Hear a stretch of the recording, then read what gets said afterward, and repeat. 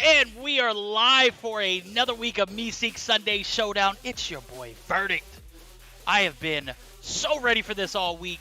Sunday, man. You already know what the deal is. This is a sponsored stream. HyperX, Juju Energy, SXC, Finger Sleeves, and Trovo. Huge shout out to you guys for making this happen. Huge shout out to the fans that are in the building already. And with me, we've got a special code guest, as always. It's going to be DeiNomine Day. How are you doing today, my guy? Hey man, I'm doing pretty good. Excited to get back into casting some Call of Duty Mobile here. Been a hot minute for me, so bear with me a little bit, chat. It's been kind of a weird off season, but we're definitely excited to jump into this one. Right off the bat, we have Tribe Gaming, the new and possibly improved roster. And we will have to kind of see as we boil on through. Obviously, we've seen some hit or miss with them. We've seen, obviously, overall a pretty solid performance. They did drop some games up against, I believe, both Trovo Mayhem as well as losing a series. Actually, did they lose a series to both Trovo Mayhem and Yeah, they lost to both Trovo Mayhem and to Zygnus. Yep. As well as dropped some games against some lesser-known competition. So maybe still working out some of the kinks over there. Obviously, we've got a crazy good tribe roster here. Parish, Band, Bolu, Childs, Marshy. No unfamiliar faces to the competitive scene. And I believe you said this is Vita Gaming? Yes, this is Vita Gaming. I'm thinking they are making their Meseeks Sunday Showdown debut because I've never seen them. Nonetheless, we'll see them here against the likes of an OP tribe roster, which we will not deprive you guys of off the bat. Hard points on takeoff. I believe we got the pulls for games and maps, if I'm not mistaken. Let me get that from our admin here as we're getting geared up for game number 1 of the first round of the Meseeks Sunday Showdown. Guys, I bet you are having a phenomenal Sunday. I know I am.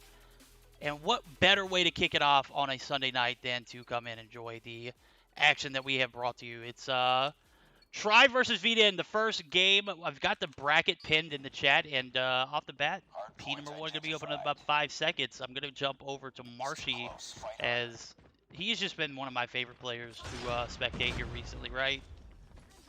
Yeah, Tribe with a couple opening kills, and of course we gave Tribe their shout out at the beginning of this match, but let's make sure we give a big shout out to the guys over here at Vita Gaming.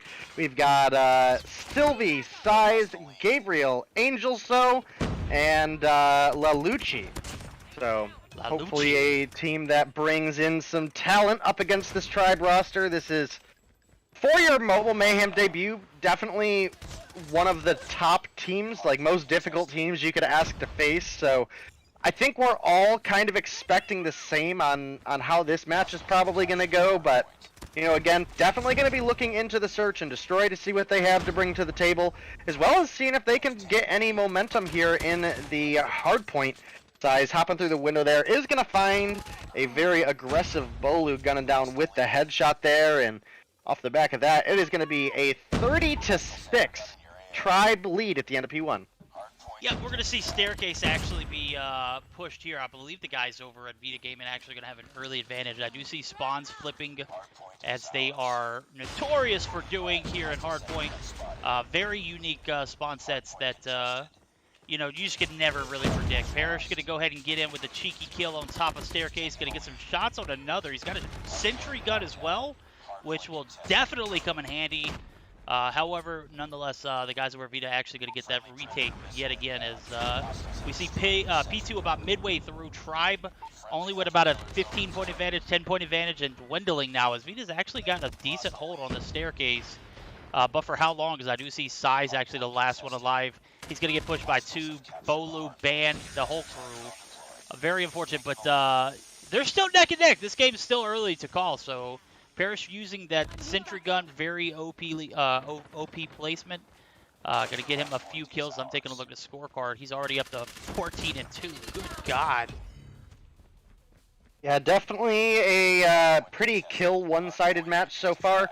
One thing I do want to point out, and not necessarily that it's a bad thing, but Marshy's using the Holger. And now, the Holger, obviously quite strong in the meta currently, but what I do want to say is Marshy has specifically taken off in the submachine gun meta. That is where, in my opinion, his playstyle really rings heavy the most. He is very, very good at the run and gun playstyle. He's very good at something that I am very bad at, which is shooting while hip firing before aiming down sights, and it picks him up a lot of kills just getting those extra bullets as the ADSs. Something I'm trying to readjust to myself. And the Holger, obviously a little bit different of a playstyle. It's still a very strong weapon in the meta. Kills very fast, very, very accurate weapon, lots of ammo. But definitely not something that's good up close in those really nitty-gritty gunfights, as we do see Sylvie picking up a couple kills on the Marshy, rounding corners. But overall, Tribe in a pretty sizable lead right now. We are playing on the Masters rule set. This will be a hard point to 150, so Tribe well over the halfway mark at this point. And they are looking to pick up win number 1 here in the hard point, and probably push us into Search and Destroy, unless if something crazy happens by the side of Vita Gaming over here. Yeah, I'm not for certain that's going to come through, but definitely still going to be on the lookout for that, as I do see a Predator missile come through for the guys over Vita. Now, what I will say, in Marshy's defense, and this is, I don't know how true this is, but I've heard that the Holger has been compared to the PP-19 Bison. Now, as far as mobility goes, I don't know if you could really like pin the two, you know, in the same category. But let's be real, bro. The amount of bullets that are in that gun off the bat, and the damage that it does, I can see it being a viable option. I just don't know, you know, how close it is to that Bison loadout.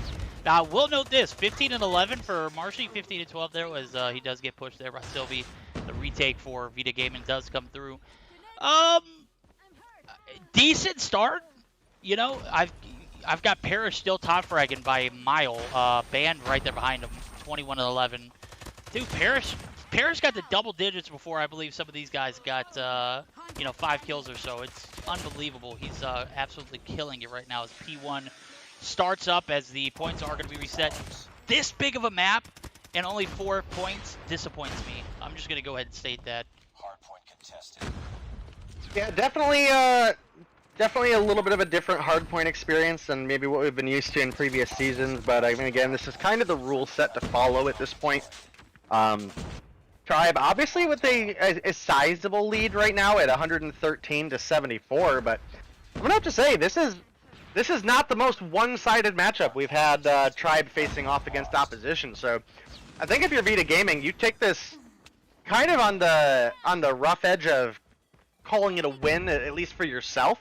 Obviously, you may not win this matchup, but they've put up a way better fight than we've seen some other teams do. So I definitely think that says a lot about this roster, because again, this Tribe roster, one of the teams to beat. So for a new roster coming together, playing together in competitive for the first time here, I'm going to chalk this up as a solid performance so far. Oh, absolutely, bro. And if you take a look at the scorecard, with the fact that they are almost all going negative, the fact that it's even this remotely close is remarkable. That these guys obviously coordinate well, even though they're not necessarily winning the gunfights that are going to allow them to win this first game. Definitely an admirable performance. Nothing to be ashamed of. 4 points away, 3 points, and that's going to do a game number 1 on the backs of a 150 to 78 difference.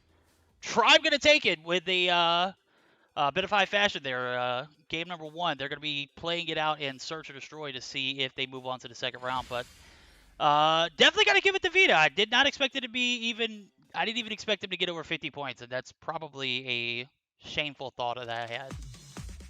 It's a shameful thought, but I'm going to go ahead and throw it out. Mine is a little more shameful. A lot of times we see these teams that we've never seen come in up against Tribe. I know in Masters was specifically one of those experiences where a lot of people were saying, hey, you know, what is this team even doing here?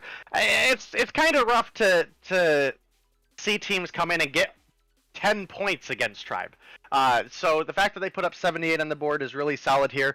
You were mentioning as well that a lot of them are quite negative. You know, looking at Lelucci at 7 and 24, Size at 7 and 25, Gabriel at 10 and 27. We did have Sylvie at 20 and 24, and Angel Sue 22 and 24. So a couple players really shining here up against a star roster, but I think that really goes as well to show just how kind of coordinated they were, even though they were losing a majority of their gunfights. They had phenomenal rotations and quite often were into points and set up before Tribe was there. And that's where they capitalized on a lot of their score gain. And I think that's a really important thing to make note, because that's definitely one of the traits that you need to have as a team. Because, you know, you can look at players individually, but ultimately this is a team game in the end. And, you know, one of those hard skills to build is team synergy. I mean, people suck, right? You know, so Yeah. finding a group of 4 other people that you can work with and whatnot. I mean, that's a solid trait to have in a roster. You know, gun skill can be improved, gun skill can be learned over time. So I think they've got a really good set of roots here, and definitely would expect and like to see this team come back already, because even though they lost their 150 to 78, that was not a bad performance for a team that was just assembled and just now is making their premiere in the Meseeks Sunday Showdown. Absolutely. We will see a second game start up here shortly. It's going to be an S&D on Hackney Yard. And if somehow, by the grace of gods, Vita Gaming come through and are just like an absolutely outstanding Search and Destroy team, we will see a domination on Summit, one of my favorite maps, guys, and favorite game modes to combo with. So I'm looking forward to a potential game 3 here. And for the most part, teams that lack in the hardpoint or the respawn game modes, maybe they just don't like hardpoint. They usually thrive in games like Search or Destroy. So we'll see and give them the benefit of a doubt and, just think that maybe we'll go to a game 3 here. So Hackney Yard, it's definitely possible. We've seen Tribe play. They're pretty dominant on every map and game mode. I've seen them struggle on a few, but I mean, realistically, struggling on a few is much better than some at their best. So The word struggle, you yeah, definitely have to take with a grain of salt. yeah. So When I say struggle, I mean like Tribe struggle, because the Tribe struggle is like literally much better than a majority of their opponents. I mean, the at their Tribe struggle best. is better than a lot of teams' best days. So. Exactly. Game number 2, nonetheless, we're gonna see Search or Destroy Hackney Yard hardpoint. Search or Destroy on hardpoint. Oh yeah, gotta love it. Game number 2. This is gonna be the deciding factor if we go to a domination summit. Now, I do have to ask, do you seriously like Domination Summit? Because you said one of your favorite maps and game modes, and I know you hate Summit for Search, so I don't know if you're also saying you hate Summit Dom. So I'm just trying to feel it out a little bit here.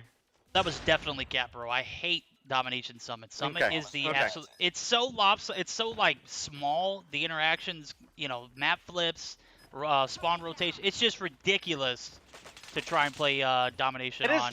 It is one of the narrowest maps, if not the narrowest map in COD history. So I can definitely feel you on that. There's a lot of danger, especially towards the middle, because, I mean, realistically, no matter what rotation you make around the map, you're like a second to 2 seconds out of a gunfight in mid. So definitely something to kind of consider. It typically is going to favor the aggressive team.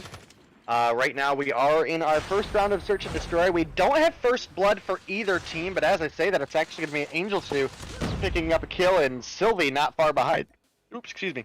Not far behind, going to pick up the 2 for 1. Making a 2 for 2 as Parrish is going to find the return. It is now a solid 3 versus 3 between these two teams. And Child's going to pick up a kill there. Parrish finds kill number 3. Parrish absolutely ripping it apart here. Olu gonna get the plant. We did have Gabriel get 1 kill, but Parrish, man, 4 kills in the first round. What an absolutely nuts game from Parrish there. You know, he's one of those players that I hyped up a long time when he was on Nova, and my biggest complaint with that Nova roster was the inability to have a full team of 5 that was going to show up. They definitely had some roster issues, but they didn't have skill issues, and Parrish definitely showing it off there. Yeah, Parrish is an absolute laser right now. He top fragged in the hardpoint, and for certain, is certainly looking like he is going to be top fragging here, but he is taken out. Ban going to go ahead and have his back pick up another. He picks up 2 this round on size, and that's going to leave Gabriel yet again in a 1v something situation. It's a 1v3, just like last round. And it looks like Tribe not going to go easier on them here in the Search and Destroy. They're going to be up 3-0. As they've been pretty dominant so far. We'll see how Vita can bounce back here. It's looking a bit tough, but it's not over until it's over. So Vita, if you're out there, if you're listening, if your coach is listening, make sure you let your players know that, man. They have every chance and shot at this one, because Hackney Yard is one of those maps where Search and Destroy especially can just turn. Oh my God, dude, what was that?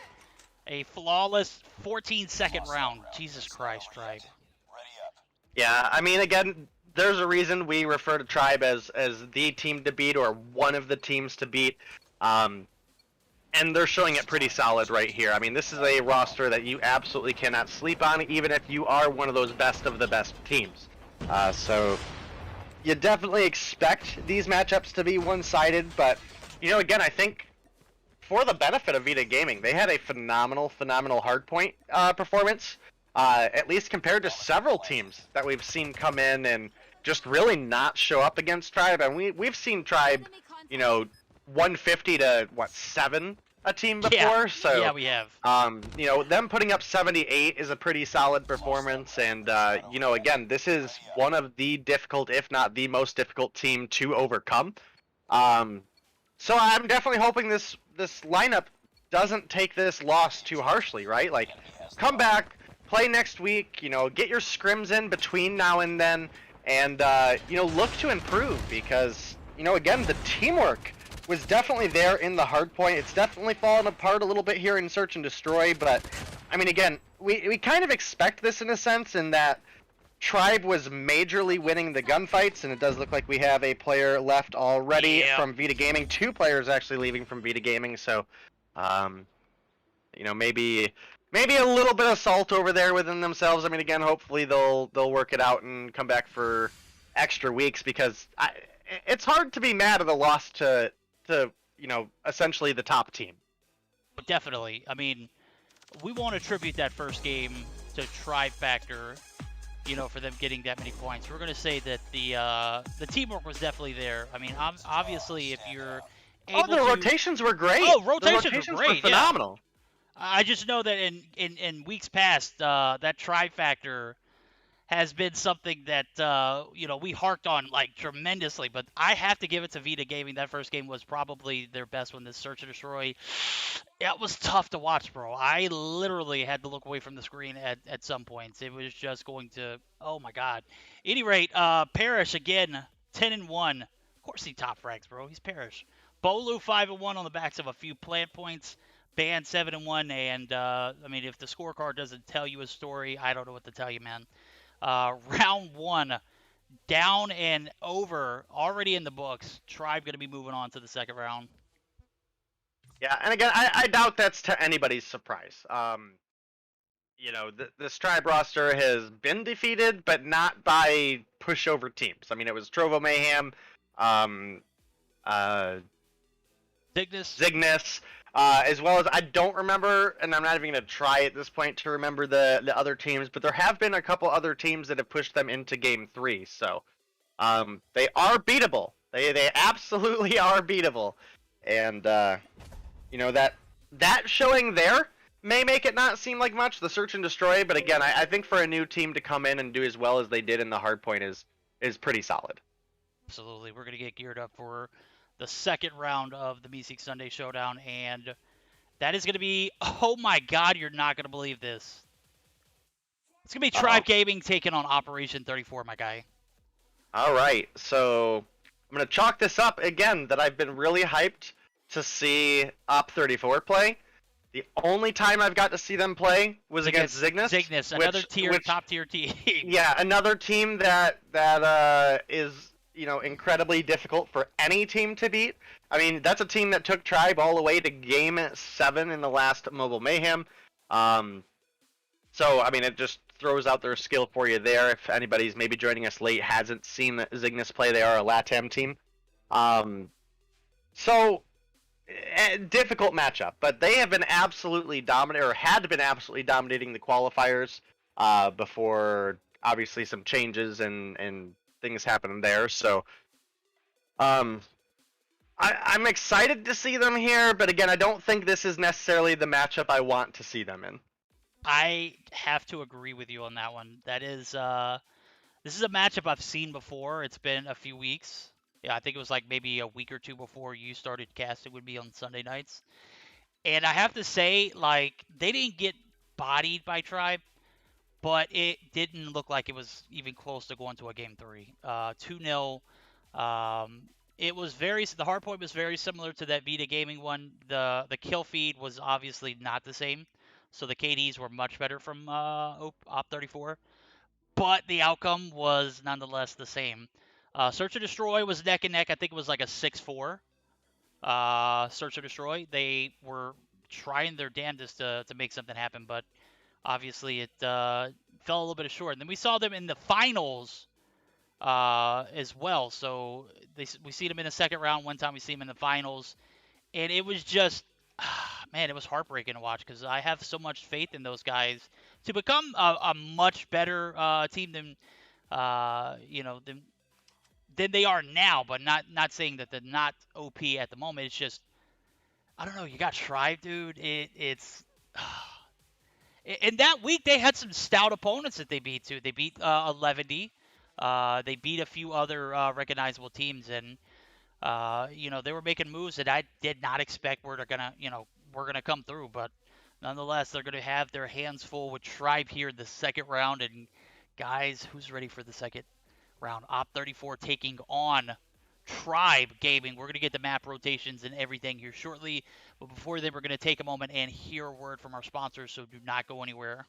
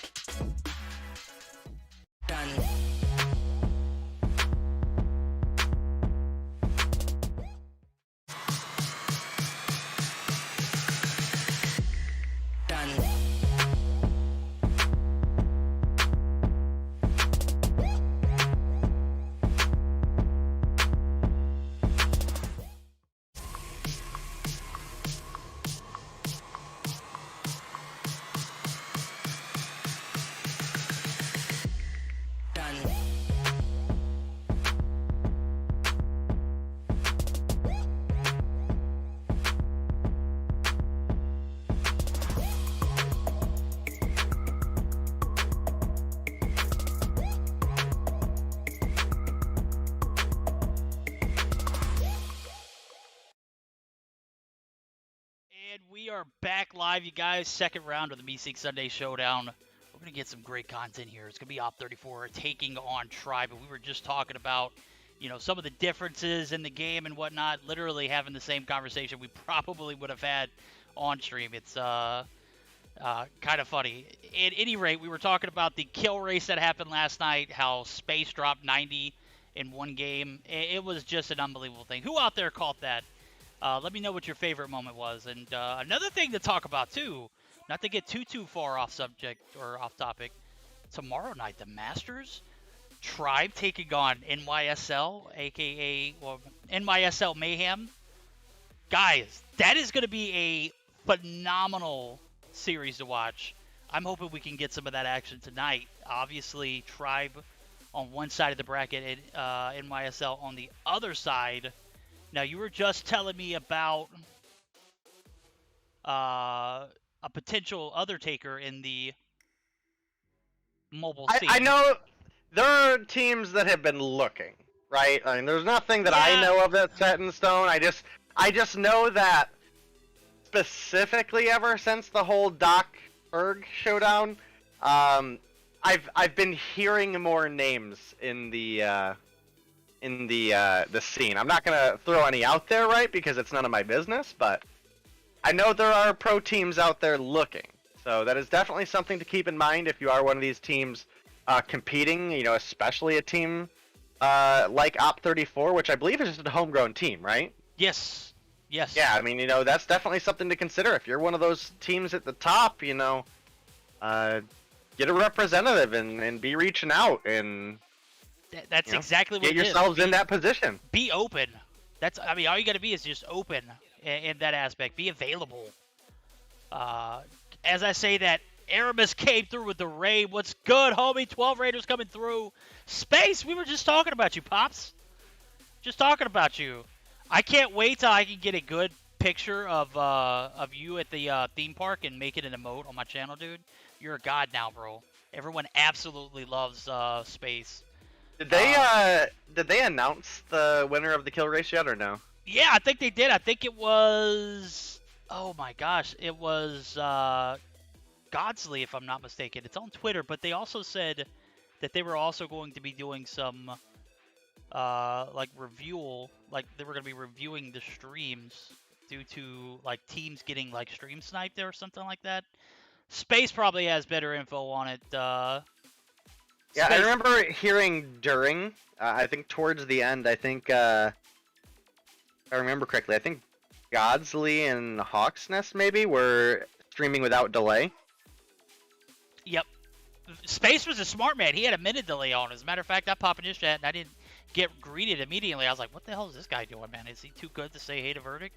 I'm obviously capping. He said it actually about the same time that I noticed that I had been in there for a minute. And he was like, oh, damn, Verdict's here. Have Verdict, how's it going?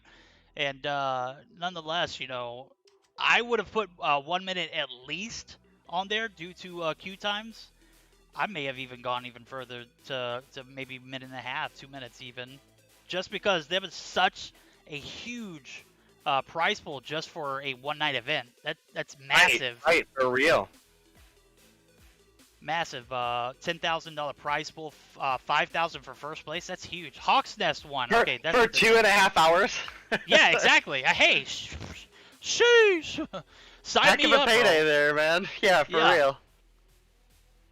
So I'm reading in chat. The guys over at Team Hawk's Nest won. I don't know if I can confirm that. I'm actually trying to look on Twitter and see if I can find it. If I can get it, I will let you know. Let me go ahead and do a search for Hawk's Nest and see what pulls up.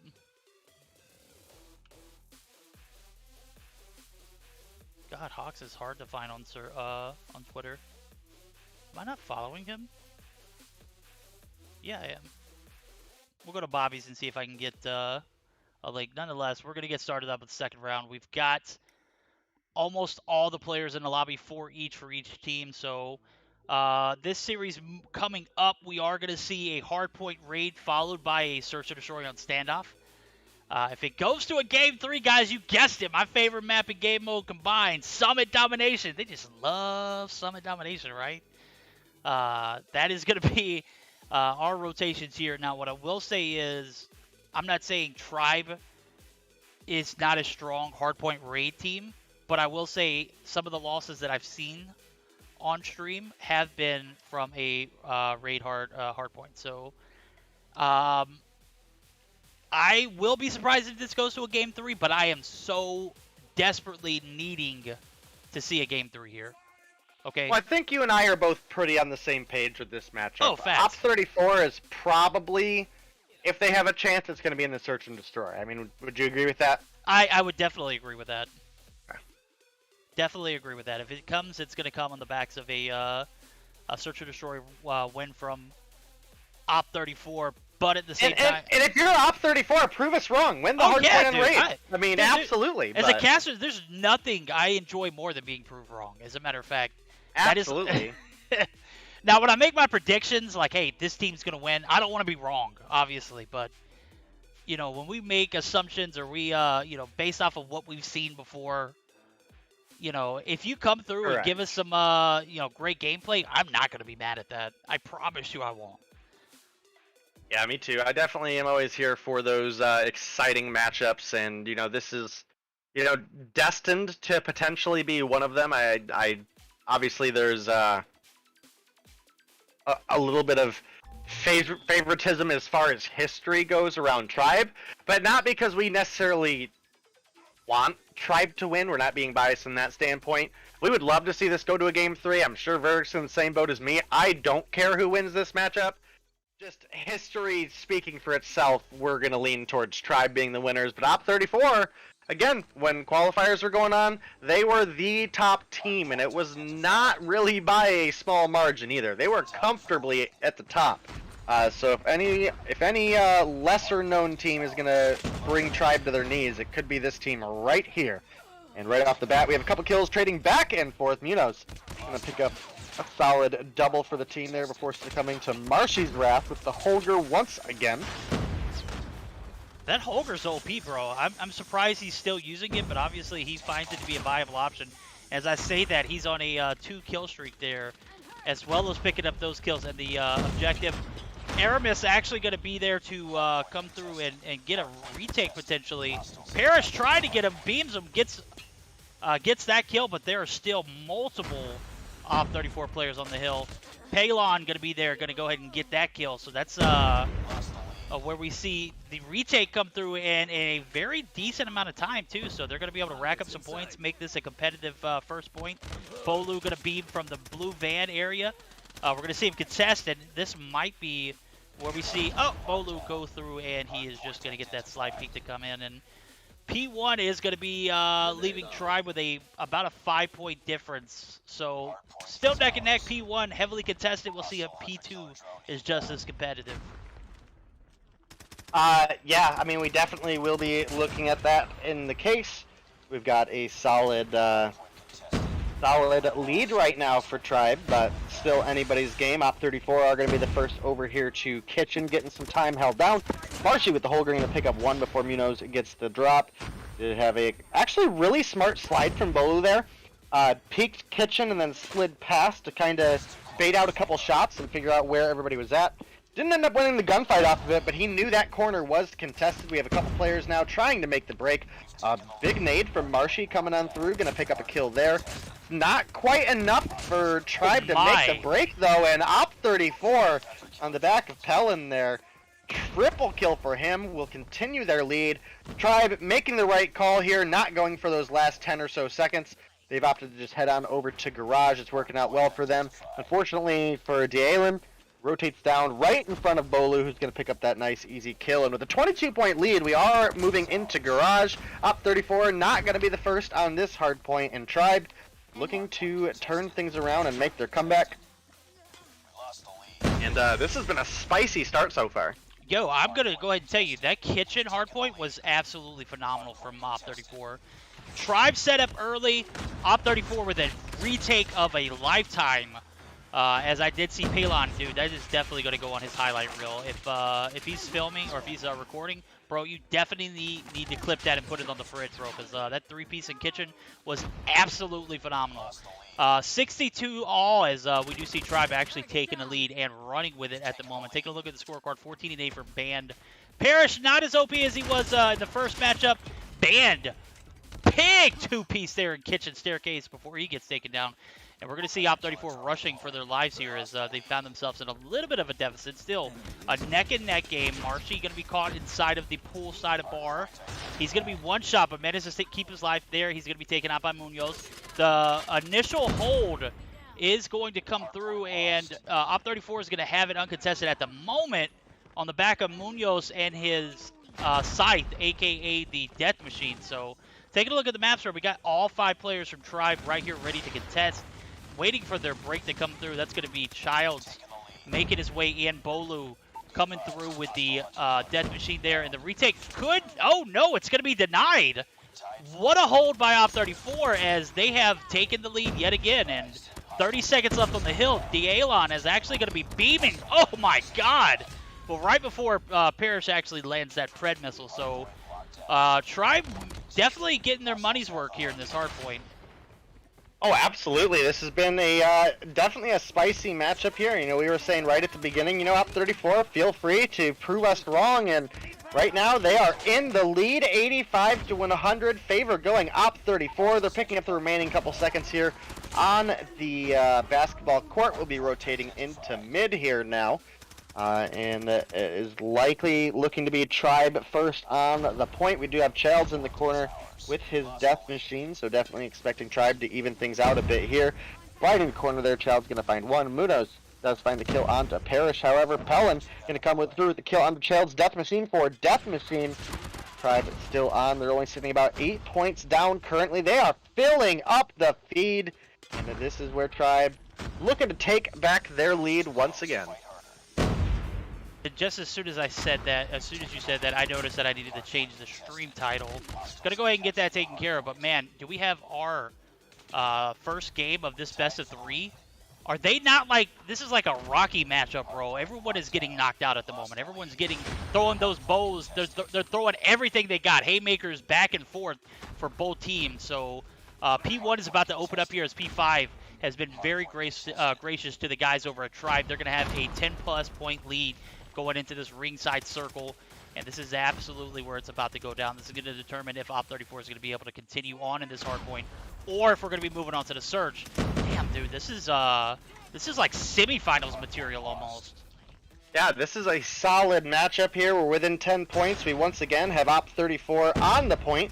Both of these teams are within a single hardpoint cap of winning, and it's Op34 on.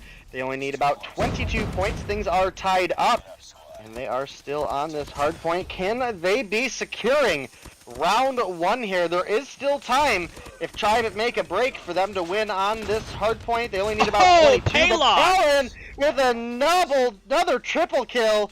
Gonna make it look a little bit better for Op34. One thing to definitely keep in mind is that Tribe is historically not a team that warms up. They're only about 10 points away from picking up a win. There's plenty of time on the clock.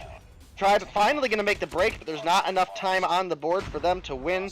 Does look like the re-break is going to come through for Op34. Only a couple points left. If you're Op34, give up at this point. Take Kitchen, get that break early, and pick up the win. They're 2 points shy. I'd hate to see them drop because they didn't get that Kitchen control.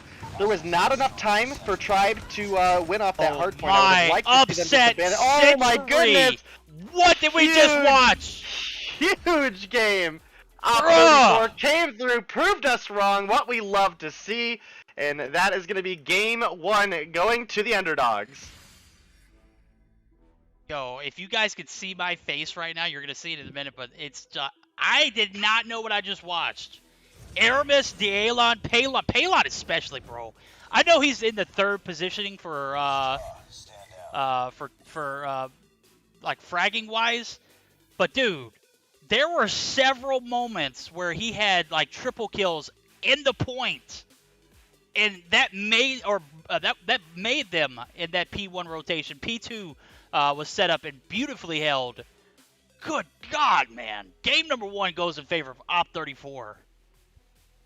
Yeah, that was a phenomenal way to start this series. Again, we thought if they were going to win, they were going to pull it together in the search and destroy. So for them to open up with such a fiery win on hardpoint, I gotta say I'm pretty happy about it.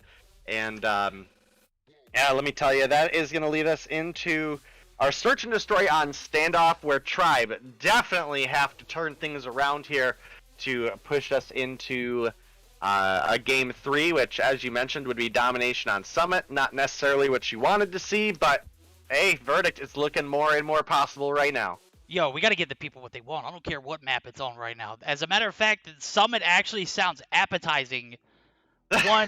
One because, bro, how many engagements do you think they're going to? There's going to be at least 2 or 3 players with 30, 40 kills, right?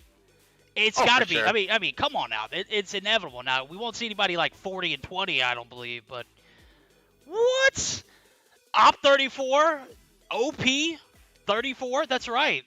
I won't even say Operation 34. I'm just going to say they're OP 34 because they played phenomenally there in that hard point, ultimately taking the bag. And I think my pup is in there whining. He knows the wife's about to head home. He is just getting ready to see his mama. Let me go check on him real quick. Give me about maybe 30 seconds tops.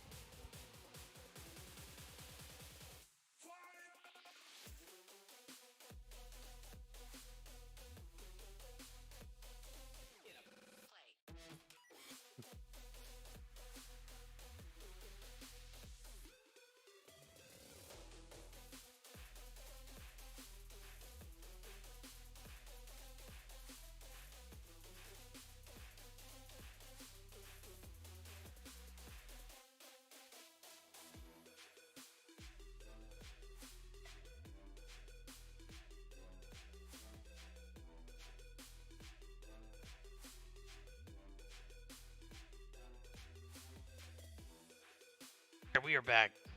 Ooh, boy. I am bewildered. That was such a great game. Okay, now do you believe me? Yeah, that was great. That was great. All I have right. 0 complaints. 0. Now, I will go back and reiterate on a topic that I brought up earlier. Now, the few maps that I've seen Tribe lose on in game modes were hardpoint on raid. So, does that have anything to do with that matchup? I don't know. But what I will say is, for the record, I think I've seen them lose on that map more than anything, or any other map, or any other game mode. So, that's just, if you keep a score at home, that's just something to keep in mind as well. So, Op34 up 1-0. Tribe gonna have to take it here in a search and destroy. Yeah, definitely going to be looking to do so. That was such a great matchup, and again, not that we didn't have a good matchup in the first game. I mean, again, the hard point was absolutely cracking from Vito Gaming. Not so much a great performance in the search and destroy, but I mean, hey, again, you're up against Tribe. It's your first performance as a team. They were up against Tribe. I think we were definitely all leaning towards Tribe winning that matchup, but they put up a great performance in the hard point. So, what we would normally consider that Tribe factor of Tribe getting better as the day goes on, they have had a warm-up, and they're a team that, we criticize all the time for not warming up and maybe taking teams a little bit lightly, but they've already had a game here today. Granted, it maybe not have been the longest series, but they've been here, they've been playing, they're warmed up, so we are starting on into this search and destroy here, and it's looking pretty slow-paced. I don't think either of these teams really given up too much, but we'll definitely have to keep an eye out. We obviously have Child sniping, which is a little bit different from our previous season. Bolu has been the primary sniper, so is rocking the QXR this time, however. Yeah, I was just spectating Munoz, bro. He threw it looked like a perfectly baked nade at the cubby area where Ban was at and did not get a single hit marker. What I will say is he followed it up with an SMRS that did, but he was unable to get that kill. So Legend going to go down early here as Op34 in a 4v5. They're on the attacking side. Try to get a better perspective. I believe that was Childs who got the first kill. That was onto Legend. So Parrish going to be straddling the bomb. Not Parrish. Yeah, that is Parrish. Parrish going to be straddling the bomb head glitch right here, and 3 players in the statue tank area could cause some damage here. But they're going to be met with equal force, though, as I do see 3 players effectively on the A site for Tribe. So first peek going to come through. Ban's going to be spotted. Ban's going to be taken down. Bolu going to be taken down. Munoz playing it super aggressively. Palon going to go ahead and get that opening frag there, too. That's going to leave Childs in a 1v3. Now this search and destroy looking a lot like Op34. Going to continue that same energy here in game number 2. Yeah, pretty solid so far out of these 2 teams. Definitely looking forward to this one. But Tribe, they got to turn it around here. I mean, again, we were expecting, if anything, that they would lose the search and destroy, and they're definitely going into a little bit of an uncomfortable position. It's not often that we see Tribe down in game 1, so they've got to pull it together here, and that first round was not it. So we'll see how they do here as a well strategized A push led to that round going in favor of the boys over at OP34. Parrish going to get taken down early here as Legend finds his shots. Bomb's going to be right here inside of the statue tank area. We've got 2 players on. Actually, make that 1 as Band is taken out. Child's going to be taken out. Bolu going to be right there to contest. Bolu gets 1. Bolu's going to live to see another day as he gets the SMRS to hit marker. Only about half health for Munoz, but the bomb is going to go down regardless, it looks like. It looks like they're going to go ahead and get that plant down. And Cubby, oh my god, Bolu almost gets 2, but is forced out. And Marshy's going to be left on his lonesome. Bomb's going to be picked up in the plant is going to go through. 45 seconds left. Not going to even be a factor as Aramis pulls out the SMRS. What a play, bro. Yeah, this is not looking great for Tribe currently. Op 34 are up 2 rounds in the Search and Destroy. Now, obviously, in Search and Destroy, you get that reset after every round, so there's plenty of opportunity where Tribe can make the comeback here, as opposed to things like, domination or hardpoint, for example. It's very, very easy to get snowballed in domination or hardpoint, especially if you're getting, in the realm of being spawn trapped. And Tribe definitely a team that can put you in the corner like that. So they've got to make it through the Search and Destroy here if they want to push us into a domination and have a chance to continue here in the Meseeks Sunday Showdown this week. This is what, like week 35? That is 36? right. 35. Yeah, there we go. 35. Now, I'm going to go ahead and notate this right here. The strategy from Tribe. I think it is exactly what is needed. They gave the A site immediately to, oh my, band, had him one shot. They allowed the A push to come through because they were not able to man the cubby area. They were just, I don't know if it wasn't necessarily they're getting outplayed. It was just the push came through, and it was just so well done by OP34 that Tribe was just getting blown out of the water at A. So they gave them the site effectively. Oh my God, Childs, how come no one got a trophy down for the man? Childs gonna go down on the backs of a nade. And Op 34 how nobody gets a trophy down for the man when he threw the perfect Hail Mary. Oh, yeah. I mean, give it to the man. Give it to the man. 5-3 now. Ban going to be spotted cubby area. He's one shot. He's going to be retreating back to barrels. And they clear off this A site as, I mean, it's not looking good for Tribe. I'll just say that. Yeah, definitely not looking great, but again, still plenty of game to turn it around. We've seen them make bigger comebacks against arguably better teams, so definitely something to consider. Now Marcy last alive, and he is using a QXR, so something a little bit more his style, in my opinion. Minos is going to get the bomb plant down onto A. It is the 2 versus 1. Marcy last alive. Making the rotation over from the spawn here. Can he find the kill? He finds one.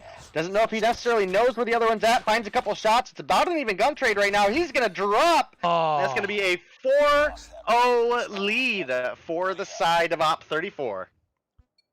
What in the hell is going on here? This is not...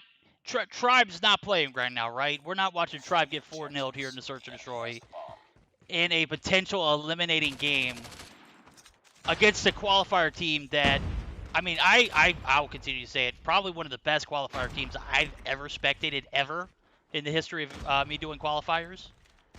So I'm not going to, say that they're a nobody. They're definitely somebody. We've seen them in the finals multiple times, seen them in semifinals a couple times. So I am just, I don't know. I think they got Tribe on the ropes here, and I don't know if Tribe is going to be able to answer the call. Marshy gets 1. Okay, it's a better start to the round. They don't lose. They don't have any casualties early on, so a big frag for Marshy and Tribe. Aramis straddling. Oh my God, Legend! How did you know, my guy? Legend with the peek onto the jump up, just lasered Marshy. Never stood a chance. And now it is a 4-all as we do see some deli action. I believe that was Child's rotating backside. Nope, that was Parrish. Parrish going to be holding the push from back alley, the gas area. Bomb's going to be picked up by Munoz. We're going to see that bomb get pushed onto the A side effectively. Child's going to be there to man it. This is going to be a moment of truth for Tribe here. Yeah, it's definitely a bit interesting. It's... Oh, man. Tribe keep finding trades. They actually are up this time. They do actually find the round. Left me a little speechless there when things were looking like Op 34 off of the first couple picks, but then Tribe found 2, 3, 4 in a row and find their first round. It would be a long, hard-fought comeback, but they absolutely could win the next 5 and push us to a domination. Again, right from the beginning, I told you guys, I don't care who wins this one, but I hope Tribe at least wins the Search and Destroy, because I'd love to see a Game 3 out of these two teams. You have the 1-for-1 trade early on there. We do also have Band barely surviving, but he's going to make it out with the trade there. Gets the double kill onto Munoz. 2-for-1 trade for Tribe, looking pretty solid for them. And we do have the bomb plant going down by Bolu. I don't know if that was a spectator bug or what, but that looked like a grenade fell right in his face, and he didn't look to fear it at all. So I don't know. I wish I would have been spectating because I have no idea what you're talking about. I was looking at Legend's point of view. He almost got a few shots through the cubby area. Palon's going to pick up one, and Chow's got an even 3-3. 20 seconds left on the clock for the defuse to come through. And with Tribe holding boxes, this might be another win for Tribe, but no. We're going to see Marshy pick up 2. Band picks up the last. Has Tribe woken up finally, or is OP34 going to be able to clutch up those last 2 rounds they need? I don't know, dude. This is getting... Yeah, they only need to find 2 to close a 2-0 victory over Tribe, and if that were to happen, I think would be like the first 2-0 against Tribe I've seen. So first I would have been able to see, especially here early on. Childs takes well, one. First I would have seen in several seasons. I mean, facts. So Childs picks up a big frag there. Air Miss is going to be 1 shot, or half health rather, as he's on the other side of the barrels. Bolu got the bomb in hand, going to try and get this plan out. Childs knows exactly where he is. Does he? Yes, barrels, peeking it. No, he's not going to peek it. Well-disciplined. Does fire some shots, which gave away his location. And now Aramis and, yep, Bolu going to get him. Okay, so we're now in a much more competitive matchup, as the 4-0 was just like, I felt the bottom of my heart kind of like break a little bit. Like, damn, try, bro. Down bad? No. 3-4 here, as Tribe has gone 3 unanswered. I mean, desperately needed, though, so we'll see how this round pans out. We're going to see a push from Grannies, it looks like. Maybe the guys over... Yeah, we got 3 players in Courtyard. That's an interesting hold. Interesting defensive strategy. It's 1 on A, 1 in Deli, 3 in... Oh, my childs! What a shot. yeah, that's definitely a way you want to start the round out if you're Tribe. They're looking potentially to tie things up 4-4 here if they're able to pick up the win on this round. And keep in mind, they are still on offense. This is only round 7, so they're able to win 1 of the defensive rounds, and so far have won all of the offense rounds. Bolu, excellent awareness there. His teammate gets dropped. He cancels out the bomb plant, gets the kill. A couple trades going back and forth. It's now Parrish and Marshy up against DeiNomine. And looks like we do have the bomb in the hand of Childs. The plant is going to go down. Parrish is making the push over. Can he find the kill? Looks like he's going to slide the corner. Picks that one up. It's tied up 4-4. Tribe versus OP34. Potentially looking like a game 3 out of this one. Yo, this is the Tribe that I'm used to seeing now. Now, I'm not without any kind of ill intent towards OP34. I need to see a game 3 here, but bro, Operation 34 playing like they need to be in the semifinals. Tribe trying to stay alive here. They've got 4 unanswered rounds. I'll give them that. And they have had a pretty flawless attacking strategy. So we'll see how they pan out here. Bolu got the bomb in hand. He's going to go ahead and get that plant down. And now we're going to see exactly what Tribe did earlier on, which was they gave the A site away for free. It wasn't even contested. We'll see if OP34 does it better here, though, as we do see the bomb planted. 35 seconds left on the clock. No casualties yet. Dalen's going to spot Childs. Childs going to be able to sneak away with his life. Band picks up 1. Band's taken out. 1v1 trade. Marshy picks up another.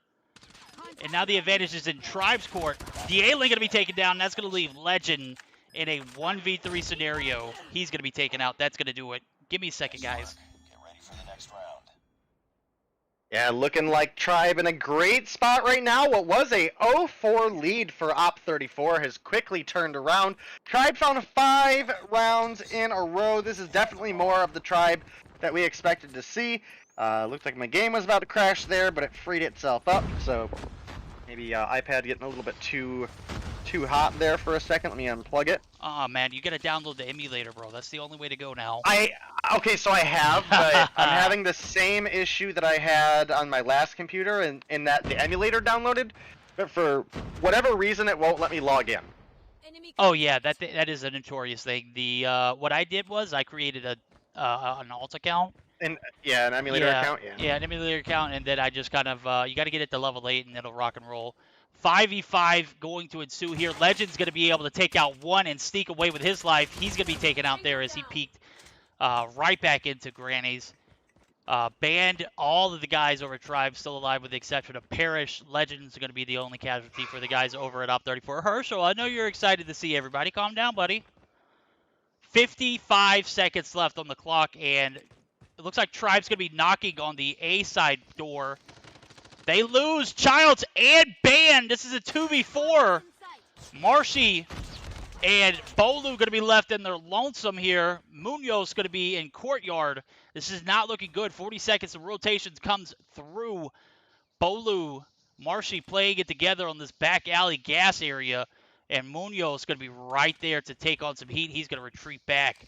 Nope, he's going to take the fight. He gets a hit marker. No, he doesn't. How did that not hit anything? And Marshy and Bolu going to be tag teaming it here in the bottom blue area. We're going to see the rotations back from the other Op 34 players. With only 15 seconds left to go, this is an L for Tribe in this round.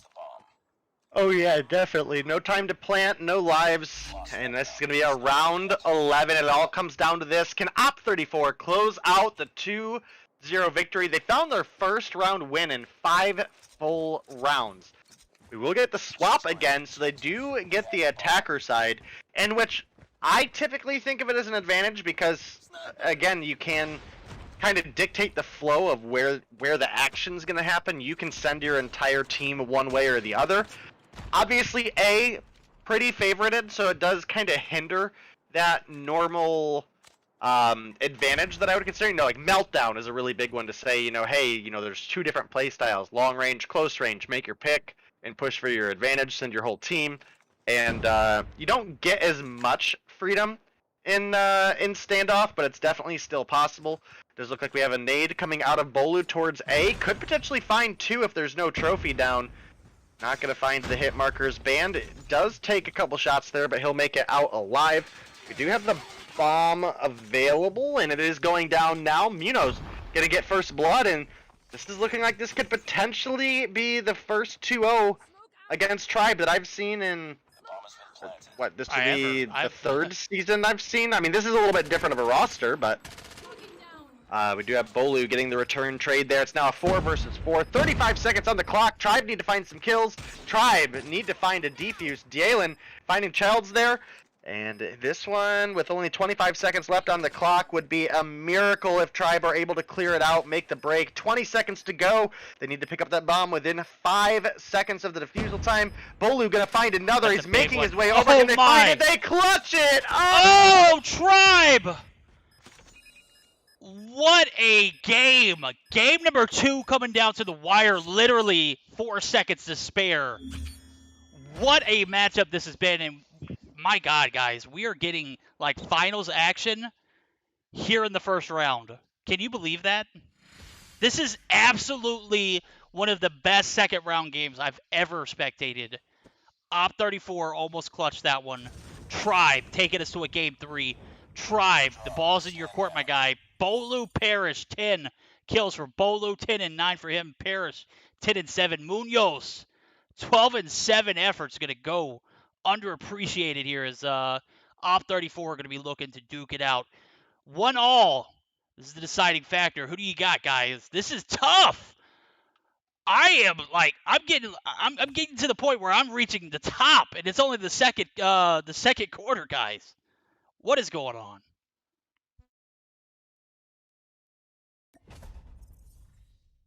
Yeah, definitely a great performance out of these 2 teams, and I can't think of a better way to come through out of these guys. I definitely just dropped my glass. Fortunately, it didn't break. Yeah, fortunately, it didn't break, but I was rehydrating here after such an epic series. I've got some nice, I guess, like a Hawaiian-esque drink. Not gonna throw out any brand names here, but it is nice and like almost like a pina colada flavor. Yeah. I like pina coladas, bro. Pretty solid. Yeah. Oh, nice and refreshing. Yeah, you're gonna need something refreshing, dude. Absolutely. That's what I was thinking. Jesus, I got me some watermelon crush, courtesy of Juju Energy, bro, and I am like, I filled it up right before this match, dude, and it's already halfway gone. I'm not gonna be able to make it through the night without this stuff. And I haven't been able to try any juju yet, but maybe soon. Maybe soon. I will agree with Natural Milk. He just said sexiest game I've seen all week. Bro, we still got a third one. I'm almost gassed out after that one, bro. Can you believe it? Op 34, 4-0 lead in the search and destroy. They take the hard point 150 to 132. It was such a close game. Both of them so far. So we are getting treated this Sunday, bro. Did Christmas come early? It's not even July yet. Yeah. Yeah, we're getting close, This is almost like an early Christmas in July present for us. Fantastic matchup between these two teams so far. An incredibly close hard point that went in the way of Op 34. I can't even explain really how close that search and destroy was. Round 11, 4-second clutch for the side of Tribe, and they're putting us into a domination. I know you were letting us know earlier your feelings toward Summit. All those feelings out the door, bro. I've never felt quite as harsh the feelings as you have. I mean, there's definitely frustration in playing this map, and I don't know if it's partially because Black Ops was like the first COD that I like really heavily played. I mean, I played some Modern Warfare. I played some Modern Warfare 2. I played I played Modern Warfare 3 a lot, but I mean that was obviously Black Ops was kind of the divider there between Modern Warfare 2 and 3. Absolutely. Black Ops was like the first one I really took off on, and Summit obviously a Black Ops original, so that kind of has to be taken with a little bit of grain of salt. I don't know if I'm a little biased because I played so much of it, but I think it's actually a really well set up map because I agree. The narrowness, while it is a frustration at times, it does very much hinder itself towards the team with better teamwork. It does. So I think mine is just like biased opinion from playing it on COD Mobile. It gets so toxic, bro. Yeah, I definitely think when you look at like the level of competition that these two teams bring, you definitely get a little bit more excitement out of rather than playing it. Because like I mentioned, playing it is a headache all the time, but watching two phenomenal teams play it is another story. Now, I still don't like search and destroy on Summit one way or another. It can be good when it's an even match, but it is very often not an even match. So, hopefully these guys will bring us a great domination here, and I'm excited for it. That match alone definitely woke me up. That kept me on the edge of my seat the whole time. As soon as Tribe started making that comeback, it was over. When round 5 started and Tribe was down 0-4, I was like, oh, these guys slept on their foes, right? They're not gonna make this comeback. Make the clutch comeback, and now here we are going into domination. Bro, it is definitely a decent one to go ahead. I need to get Yoshi, or not Yoshi, but Wu to close that spectator slot off. Hold on real quick. Let me see if I can see. We've got Parka in the chat. Let's go. Parka in the chat. Mid Parka was good, homie. Let's go. Let me see if I can join the admin VC and get her to close that spectator slot, because that's gonna bug me, bro. Nothing like seeing a game 3 start up and then actually not even be able to claim a victor because of a situation like that. Oh, they might actually be giving away the room lobby host. Let me take a look. Yeah, they might be doing it. We'll see.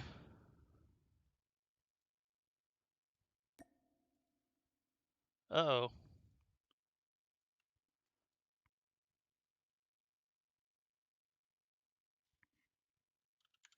Alright, we are at a bit of a standstill as we're trying to get this lobby figured out. There we go. We got a new host. We got a new, let's see if he closes the slots out. Perfect. We're going to go golden here for game number 3, Domination Summit. Guys, I know you're on the edge of your seats. If you're not a fingernail biter, I know you got your fingers in your mouth like, what's going to happen? Bro, I, at one point, almost fell out of my chair. Like, I literally wish I had face cam on during the game, because if you would have seen my face, you would have exactly known that feeling. And I'm sure some of you guys at home had those same feelings, because I have never seen a closer search or destroy matchup against two teams that were just outright trading blows. Like, that first matchup, the first game, OP. Second game, oh my god. This third game, definitely not going to disappoint. We'll see who is going to be moving on to the semifinals here.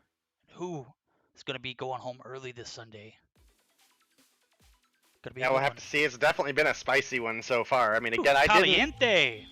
I didn't expect Tribe to make that comeback, especially when they had 20 seconds left on the clock and there was still 4 people alive on Op 34, but huge clutch from Tribe there.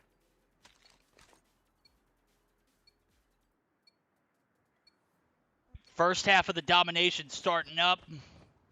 Chat, put it in chat for me. Who do you got? You got OP34 or you got Tribe? Let me know now. We're going to see an early push here from Tribe. They're going to go ahead and get B. They're masters of respawn. Domination especially. If anybody will triple cap you, it's Tribe, dude. And I, for one, think that they're going to come out with a vengeance here, as they do have the early advantage. Top control going to be in favor of them at the moment. Child's going to pick up 1-2. No, Palon says absolutely not. Top control still in favor of Op 34, and they're going to continue on. Is that going to mean that they're going to be able to get B? Possibly. Marshy peeking out top. He's going to be 50. He's going to get taken out. B is going to be traded, and the guys over at Op 34, just as quickly as Tribe took it, get it back from them.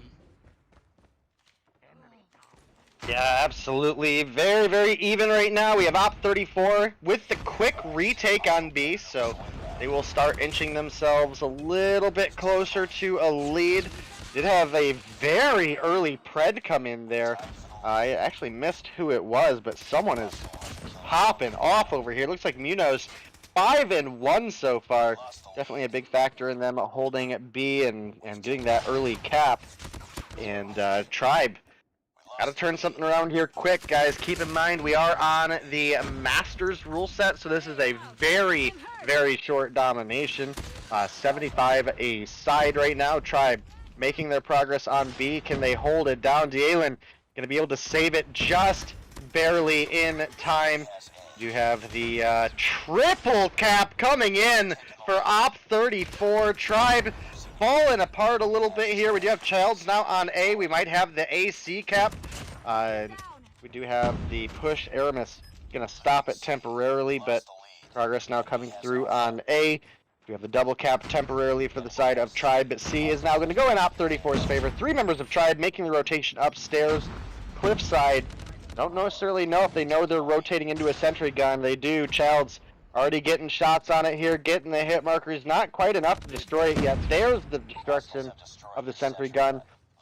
Didn't get any kills, but definitely bought them some time. We'll have to see if they can keep the progress here. Aramis gonna find a big double, but the triple cap now in favor of Tribe. What a spicy game already. 2 triple caps, 1 for each team, a double cap, almost equal amount of time. However, Op 34 is still on top by a very short margin of 15 points. We've got a little bit more time here in this first half. Bro, I am just like, I'm at the point now where I don't know if I can, I don't know if I can get any higher at this point. This is like the mountaintop of matchups at the moment. We are going to have a C and B hold by Tribe at the moment. A spawns are going to be held by the boys over at Op 34, and their push towards the B site is going to come through. Munoz has been a terror for Tribe so far. He's kind of been taken down, but DeiNomine, 14 and 8. Where did this guy come from, bro? He is absolutely beaming. He's got a sentry gun he's probably going to hold here for the second half, and they're going to get a C cap, a much-needed one now, as A is actually capped by Tribe. So A and B held still by the Tribe roster. Marshy going to get pushed here. He's going to get sandwiched. DeiNomine going to pick up 2 big kills, and the B cap comes through. Nonetheless, round is over, 75-74. Could we have expected anything less than a freaking shootout here in the first half? 1 point is the difference maker. Yeah, absolutely wild, and this is anybody's game right now.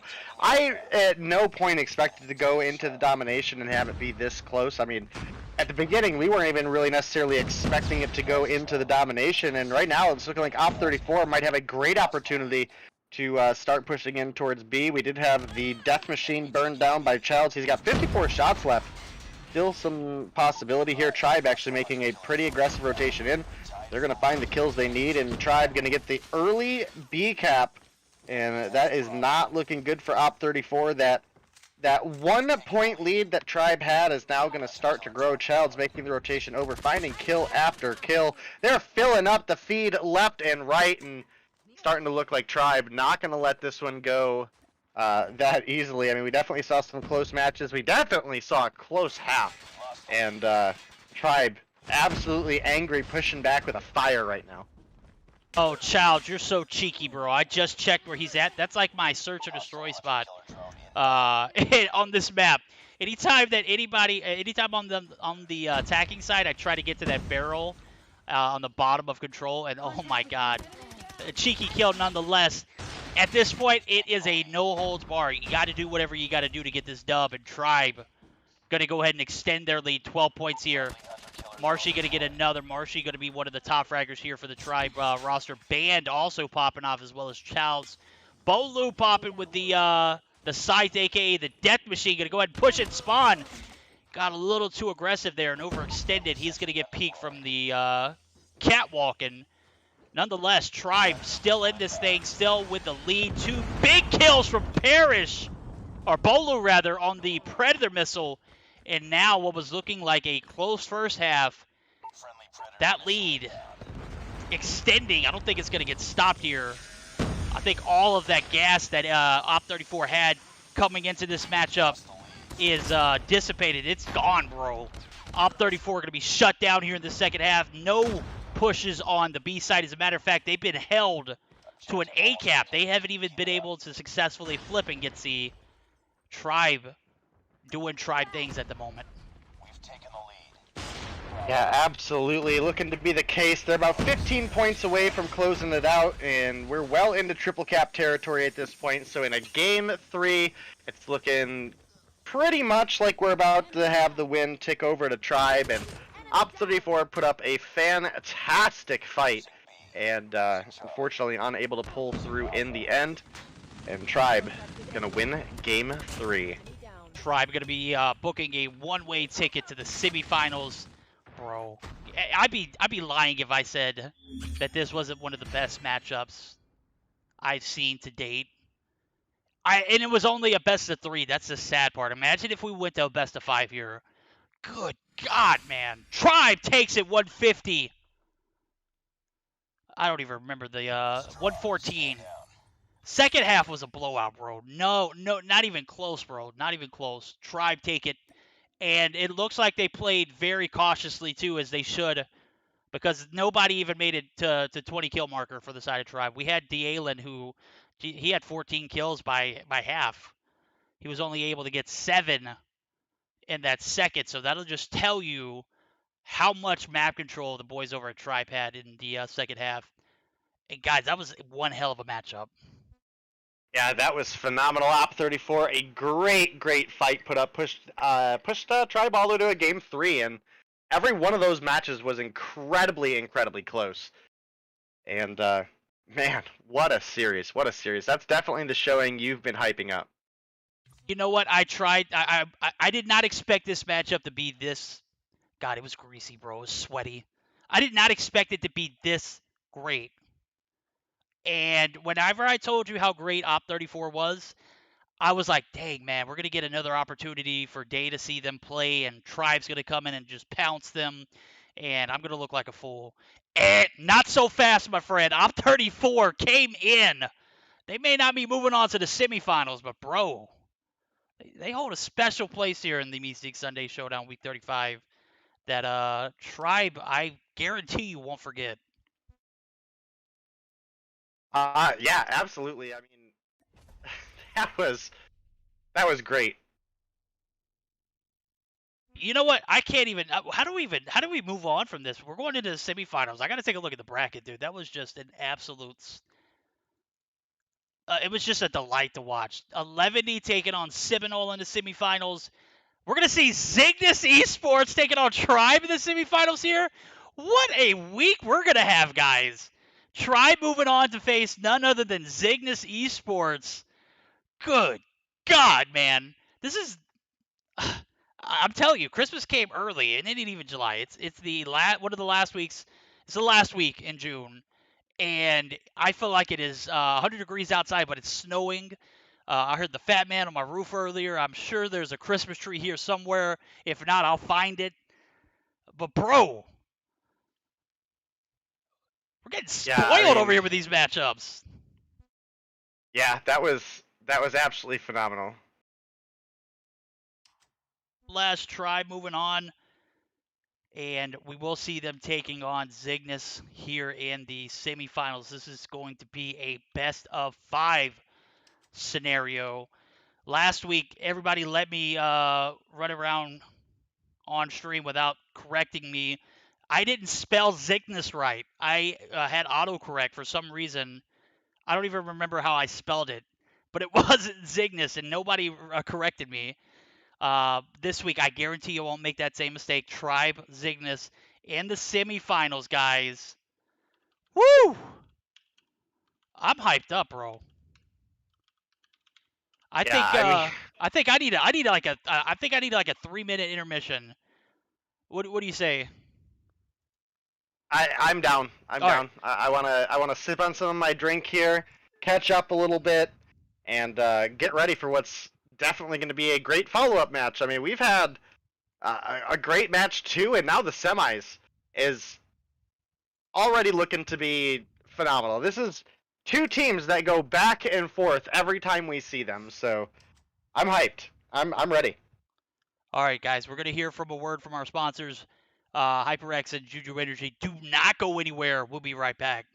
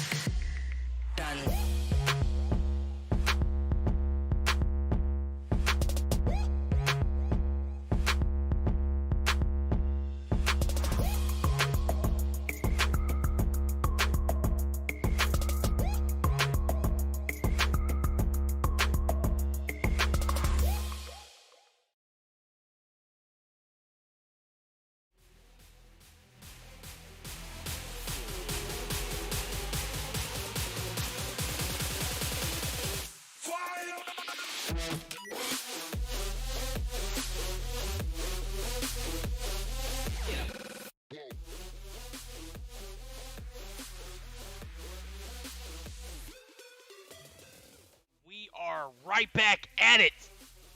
We can't deprive you guys of more great quality matches coming up. That's right, we got Tribe. We got Zygnus. They're in the semifinals. This is going to be a best of 5. We're going to have another shootout here, I guarantee you it. As Kimwax comes through with the 13 Raiders. What's up, Kimwax? You ready to get your shine on? You ready to ball out here? Ready to put on for your team?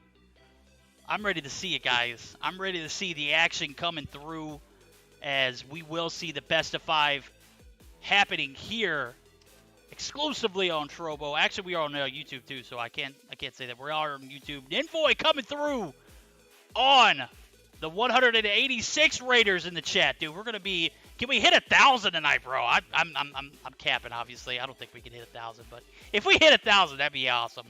We're halfway there. We were halfway there earlier, or a quarter of the way there. I'm getting ahead of myself. I feel like we're watching with 1,000 people.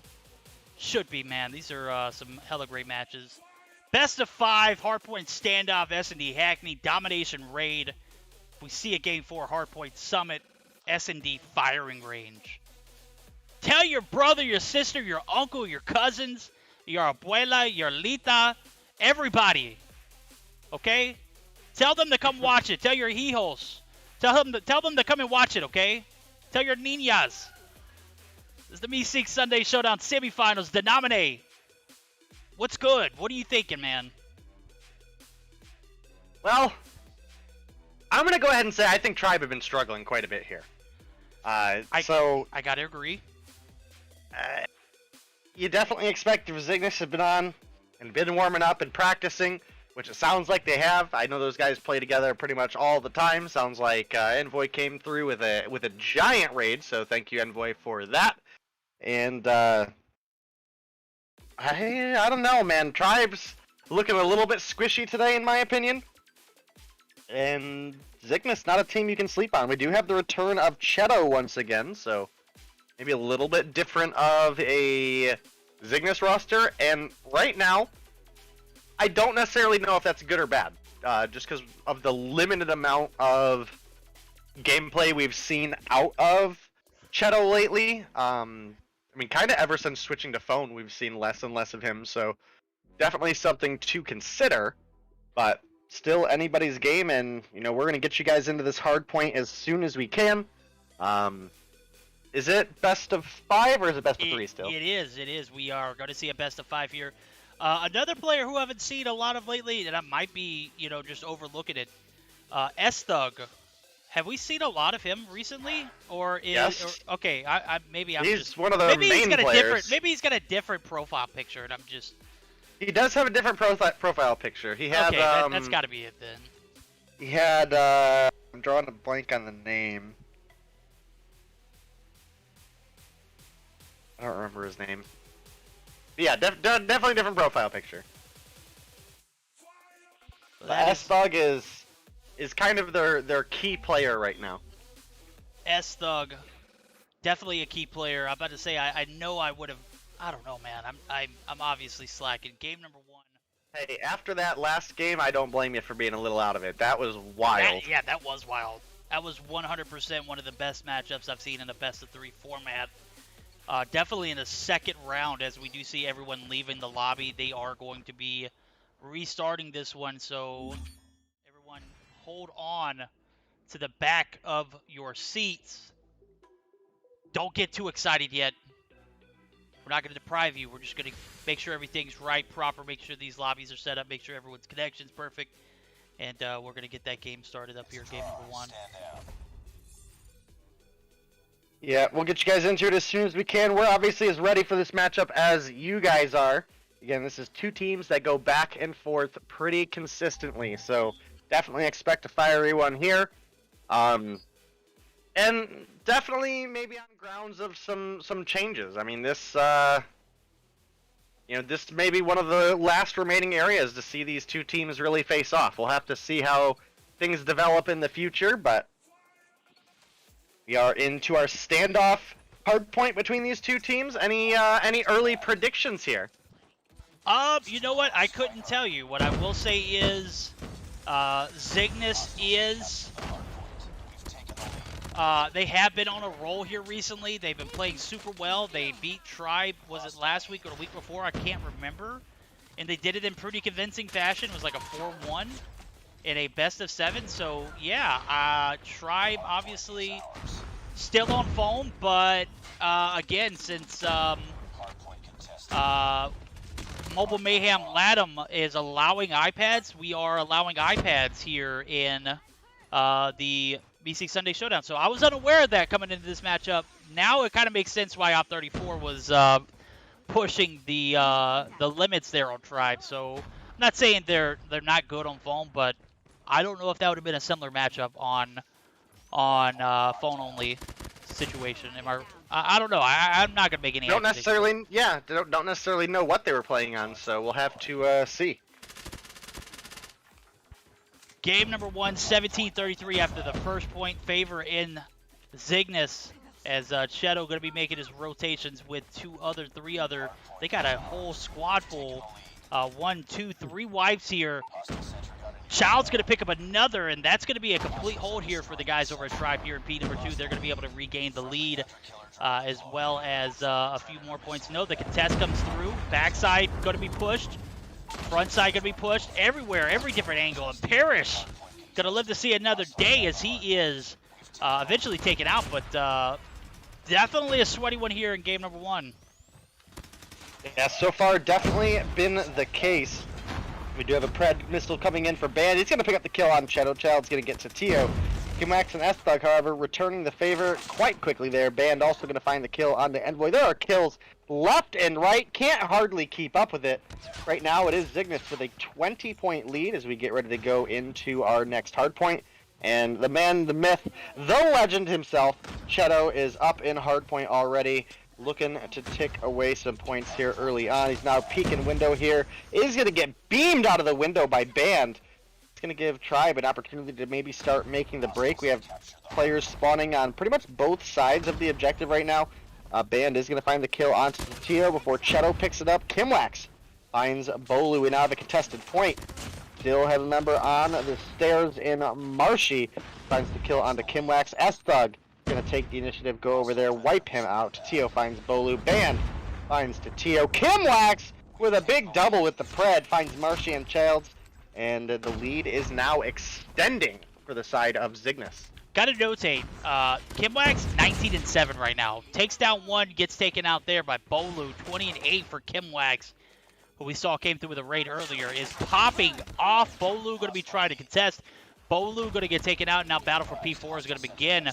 A sentry gun for Zygnus could be some devastation, but it is destroyed before it can even reap any benefits.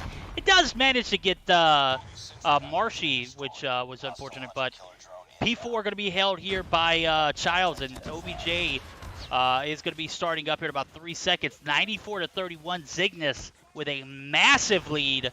Tribe is going to need every bit of this point to get back in it. Yeah, looking to be the case right now. Obviously, this is a team that you can't count out. Cheto with a Pred missile is going to get a big double. Where's the trophy system, boys, over on Tribe? And that's going to allow Zygnus to make the break once again. They're extending their lead even further. Tribe currently held down at 38. Big rotation coming out of Band is going to find a double kill, but Envoy is going to wipe him out with the death machine there. The rebreak is here for Tribe. Do have a trophy system coming out of Cheto there, but he's going to get gunned down as Marshy at the door saw the trophy system come in, knew that he had someone there free, and Tribe able to rebuild a little bit of ground here. I mean, it's not going to tie things up. It's not going to give them the lead. It's just going to kind of cushion the blow that's been put on them so far. It is indeed now, as we do see the last second break continue through for Tribe. They're going to be down by about a margin of 40 points, a little less, like 39 to be exact. P1 opening up, the reset comes through, and Tribe trying to stay in this game number 1. Very difficult when you got the likes of, Kimwax going 25-14 at the moment. He is absolutely carrying. Envoy, got to notate, though, as well. He's already got, good God, 106 seconds? What in the world? Kimwax picks up 2 more as Tribe down out of this first point. They're not going to be able to get in and contest with Kimwax there and Deli to prevent that rotation. He's going to get one. He's going to get two, three. That was three altogether. He pulls out the equalizer. And this might do it for Tribe here in game number one. Parrish going to be peeking outside of... Oh, he gets Parrish. Parrish picks up a big frag, as I thought Kimwax surely had him dead to rights. I was obviously wrong. And Tribe with the contest is going to go ahead and capitalize on a few points there. But those last-minute rotations to P2 could be their downfall. But it does look like the guys over at Zygnus are spawning out. So that's a good sign for them to maintain order here in game number one. 90 to 139, a massive lead for the boys over at Zygnus.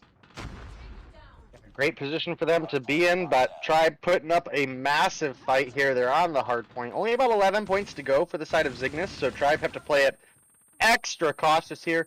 Can't really afford to give out any free time at the beginning or end of the hard point, so definitely be looking at the weakness here that Tribe have on their side. Obviously not as players, but you know, again, it's kind of hard to make that early break and not give up the last couple seconds of a hard point. So we will have to see. We're gonna see Estel get that retake in 10 seconds is all they need here. This should seal the deal for them. Tribe gonna be spawning out. Oh, Estel gets dated, but that is not gonna give them the opportunity. The contest does not come through, as both players who are pushing up the Windows side are going to be taken down. Zygnus is going to be 1-0 so far in this series, as they definitely got carried by Kimwax. No doubt. Kim absolutely popped off. That was a hell of a game. Cheto came through with 23 kills, so he was able to find a few there in the feed. But 31 and 21, I don't think we've seen anybody drop 30 in hardpoint yet. That has been a phenomenal one for him, game number one here in the semifinals. This is a best of 5, so they're going to need 2 more to clutch it up and take it to the finals. They're going to have to find 2 more difficult games against a very stout and competitive Tribe team who we saw, you know, it got very sweaty in that second round. I don't know if they got enough gas in the tank. We'll have to see what they can produce here in game number 2.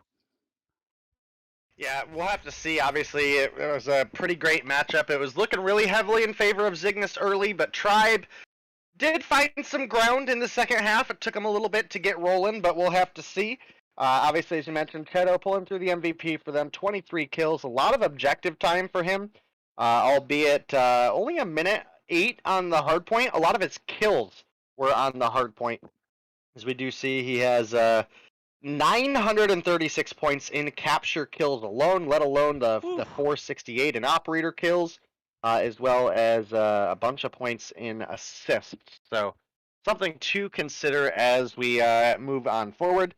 The top time for the side of Tribe, not too far behind Zygnus. Envoy with a minute 31, and I accidentally just closed my app. Hold on one second. Okay, there we go. It was a minute 7 on Parrish, who was popping off real hard for Tribe earlier and did struggle a little bit down there. 9 and 16 this matchup.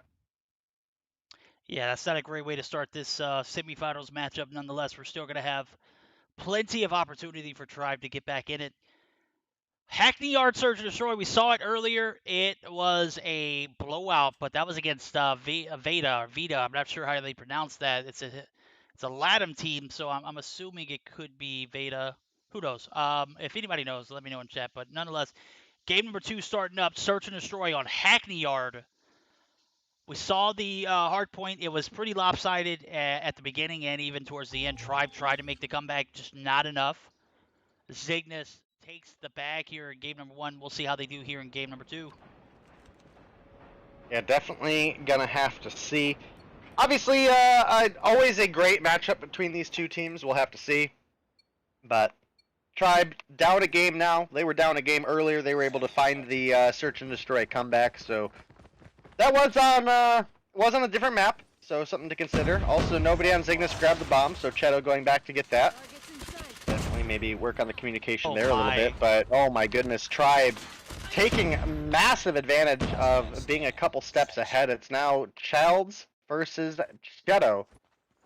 And Cheto hasn't really made it far yet, so we'll have to see what happens here. I don't know if that's I'm gonna assume that's a spectator bug. I can't imagine his hand is actually in the middle of his scope when he zooms in on his screen, but I that was confusing me for a second there. gotta say, man, if he hadn't forgotten that bomb, this round might have been over with. I might be speaking a little out of turn, but let's be real. The trades are made, even trades, obviously. Childs has one. Cheto, who was kind of out of harm's way, going to get that bomb. Now he's going to get it down at the A site. Might have been a different round. However, the OP is that like a new OP strat? Oh my God, Cheto beams him.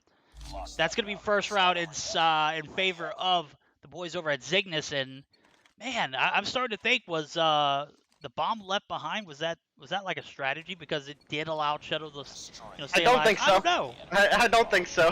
I don't think your strategy is ever your almost whole team getting wiped as soon as they get to the point. But Tatio gonna be the one to answer this round. Childs actually finds Cheto, so we are down the sniper on the side of Zygnus. 2-for-1 trade. Make it a 2-for-2 as Band is gonna find the kill there. Tatio does pick up the kill on the Marshy. Envoy did have bomb. It is down at A, but not necessarily on A. Childs is in here. I don't know if Tatio knows or what, but we have both members of Zygnus starting to collapse on towards him. S-Thug is going to be on the overside. Doesn't matter. Tatio is on fire right now. 2 rounds going over to the side of Zygnus. Zygnus playing pretty flawless at the moment. Of course, we've had a few casualties on both sides, but obviously we did see the 2v1 and the 1v1 go in their favor. Tribe needs to get ahead of this. They can't get behind here in the search and destroy, especially on the defending side. We're going to see the A site yet again pushed. Bolu's going to pick up the first frag. Ban going to pick up another. Shadow going to be taken down. S-Thug and Envoy going to be left in a 2v4. This is exactly what Tribe needed in order to stay in this search and destroy and keep it close. In a map like this, you definitely don't want to get out of hand. We saw how bad it got for Veda earlier.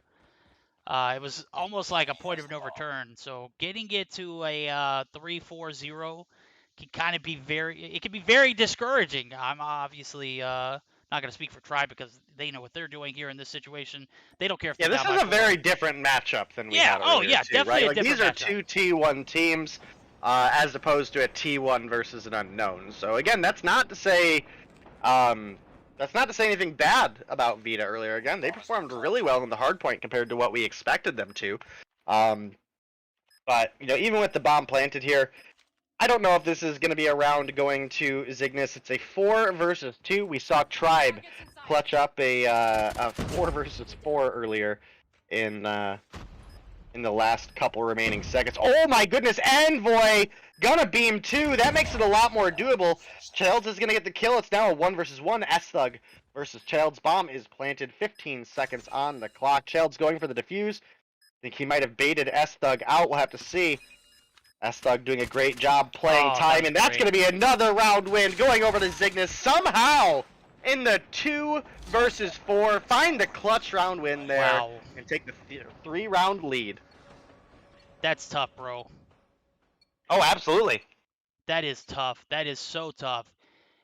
What a round though for Zygnus, as we did see S-Thug and Envoy clutch it up. Envoy picking up 3 big kills.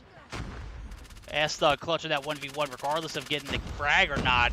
He played time very well. 3-3 now here as Marshy picks up Kimwax. Bolu goes down as well. So all 3 Tribe members going to be here in P1 as Envoy going to be banking on the top side of this warehouse area. He kind of has an idea where they're at. If he sees one, I'm sure he'll see all 3. Nonetheless, Envoy going to be still lurking up here on the top side of this warehouse jump up area and gonna throw a nade. Not gonna get anybody hit, but I know for sure he has an idea that he is. Yep, Child's gonna peek out. Child's gonna be taken down. Well disciplined play from Envoy. He saw Parrish too. That's gonna do it. Tribe gonna be down 4-0 here in this series of the search and destroy. No, oh my Parrish! What in the world? Envoy didn't reload and he ran out of bullets. Oh, wow!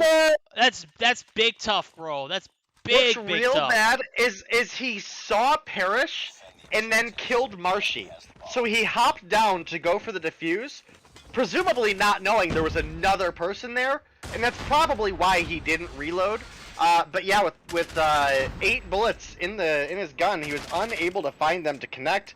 It is now going to be their last round, and with a very speedy B-side push, they're going to get the plant. We did have the early pick onto Tatio. We'll have to see what comes of it.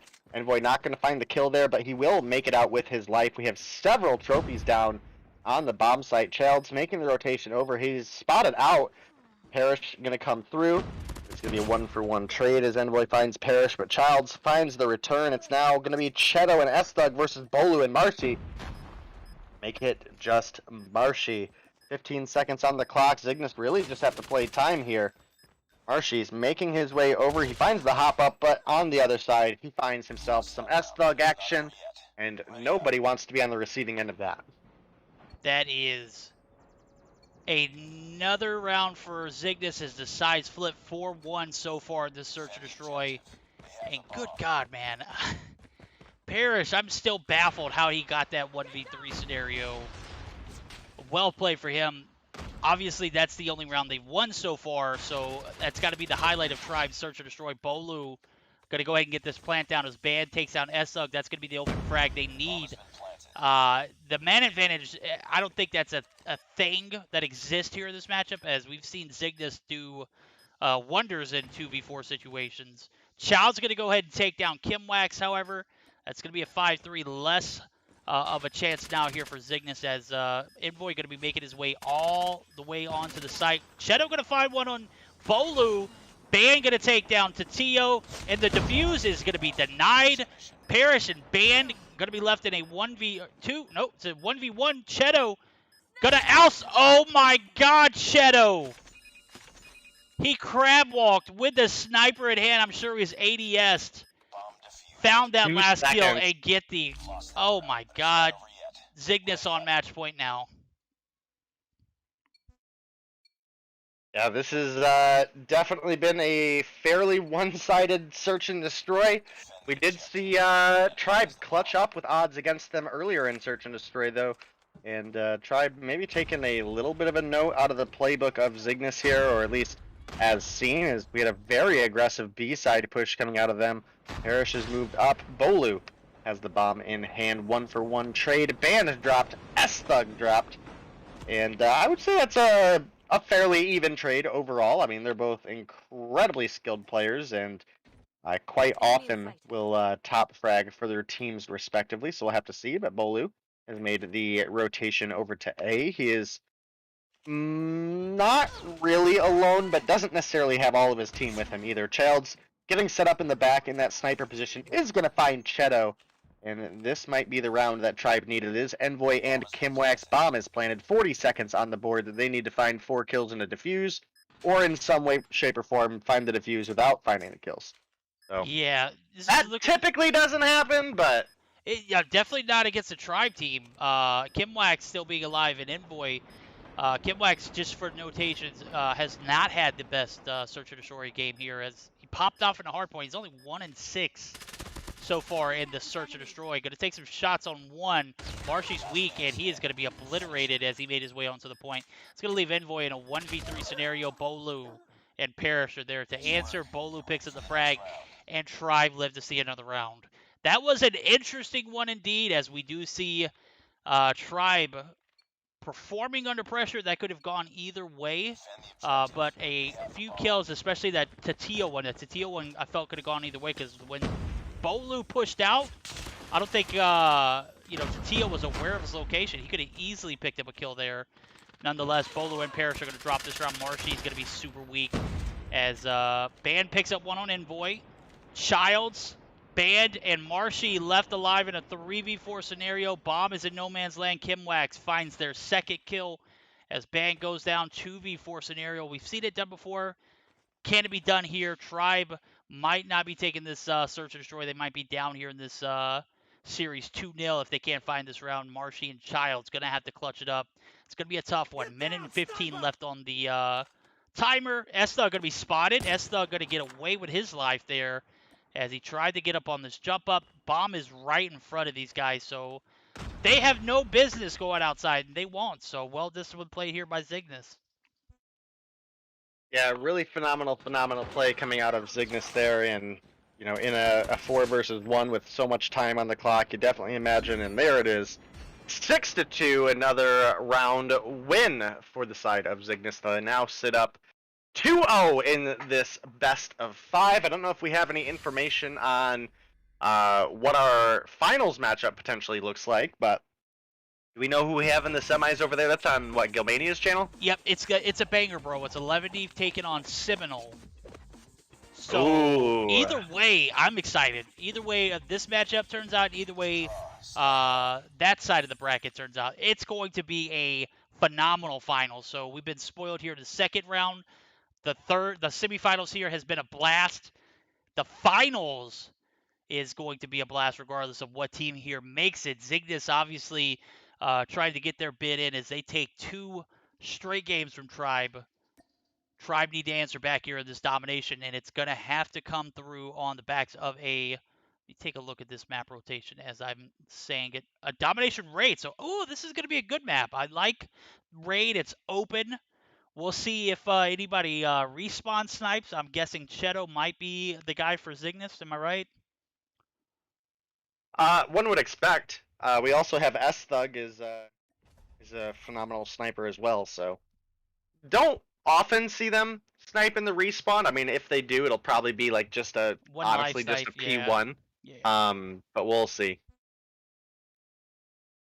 Shall see here as Zygnus on match point. They have a one-way ticket to the finals if they take this next game.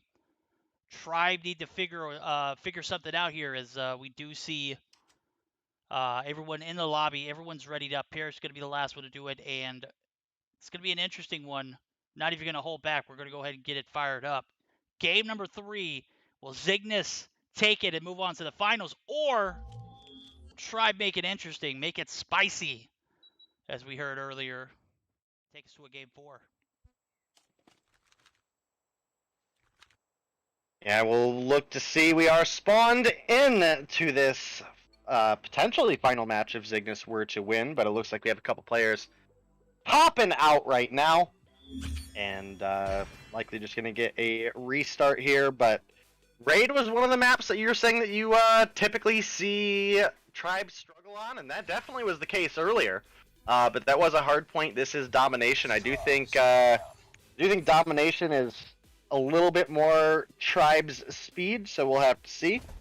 Again, it's a pretty wild semifinal. I mean, this is by all means finals quality teams facing each other right now. So. Oh, absolutely, and yeah, I would have to agree with you. Tribe definitely thrives in domination matchups. We'll see if they're able to thrive here. They're going to need it as they're on the brink of elimination. We'll see if we stay here now as we got 4 players spawned in for Zygnus. Maybe they'll get their 5th. Maybe they won't. It looks like it's Tatio. Tatio does spawn in. We've got ourselves a 5v5. We've got ourselves a potential last game here in the semifinals. Tribe going to have to find a way to win and take us to a game 4.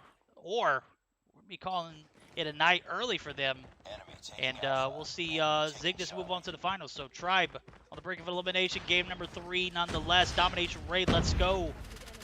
Point going to be opened up. A and C going to be capped respectively. Zygnus going to lose too early. That might be the numbers that the guys over at Tribe need to get this B cap. But with Tatio in the top laundry area, he is going to be the deciding factor. He's not going to allow these guys to push the B side. About a quarter cap comes through as Kimwax takes one and is going to be pressed a little bit more and a little bit more. So inch by inch, Tribe tried to make this happen. Little by little, indeed. We have both of these teams making pushes over, but Cheto going to come through with a big double there. It's going to take some fire pushing over towards B. Doesn't really look like we have, I don't think we have anybody sniping on either side. And S-Thug rocking the Holger, something we saw Marshy using earlier. And Marshy, QXR in hand, so we will have to see how that develops. S-Thug, another one of those players that I think excels at the submachine gun play, so it feels a little different having him have the Holger in hand, just honestly, regardless of how strong it is. But now he is on A. I don't think he saw the members rotating up poolside. Oh, it's because I switched sides. I switched sides so the colors in the feed changed. Oh, I love it when was, that happens, bro. And I'm like, oh, yeah. that's another. Oh, whoa, hold on. What's going on now? Yeah, I know Yeah. exactly what they had. You know what's going on there. And nonetheless, we're actually going to be able to jump at the VCs of both of these teams here as we see Tribe with a C and B cap. They had an A cap earlier. We got some push from Bolu, who's going to be jungle side.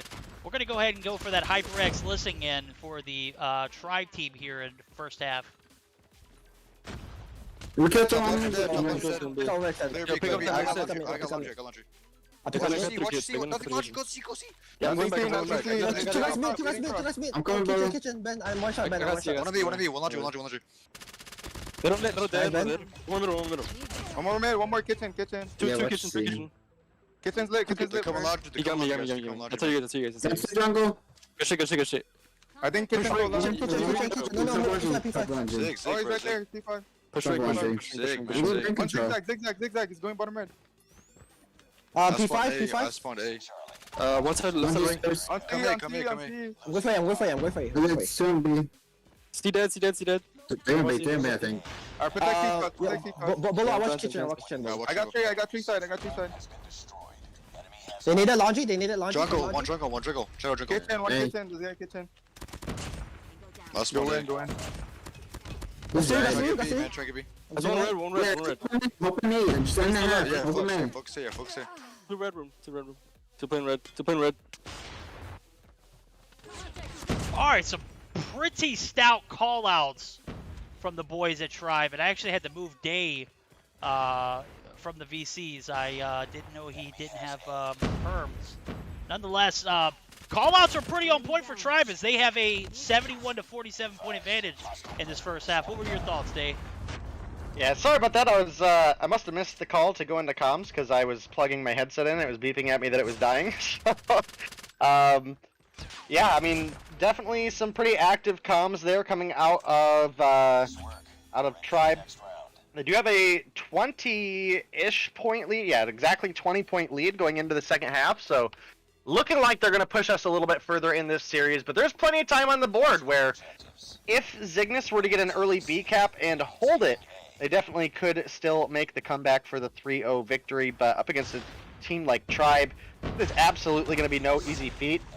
Somehow, S-Thug through the smoke there destroys 2 trophy systems. And that is going to be that. We have the Pred missile called in by Parrish. He's going to find the kill onto Cheto. We did have S-Thug looking for Bolu through the wall, unable to find the bullets to connect. Envoy is going to pick up the kill, and it's looking like this might be a opportunity for Zygnus to get in on the B cap. You have Envoy rotating up behind Bolu. That's going to be a kill going over to them. The C cap coming through from the side of Tribe. We do get the B from Zygnus, but double cap technically still in favor of Tribe, building their score up a little bit. Parrish going to slide the corner, finds the kill onto S-Thug.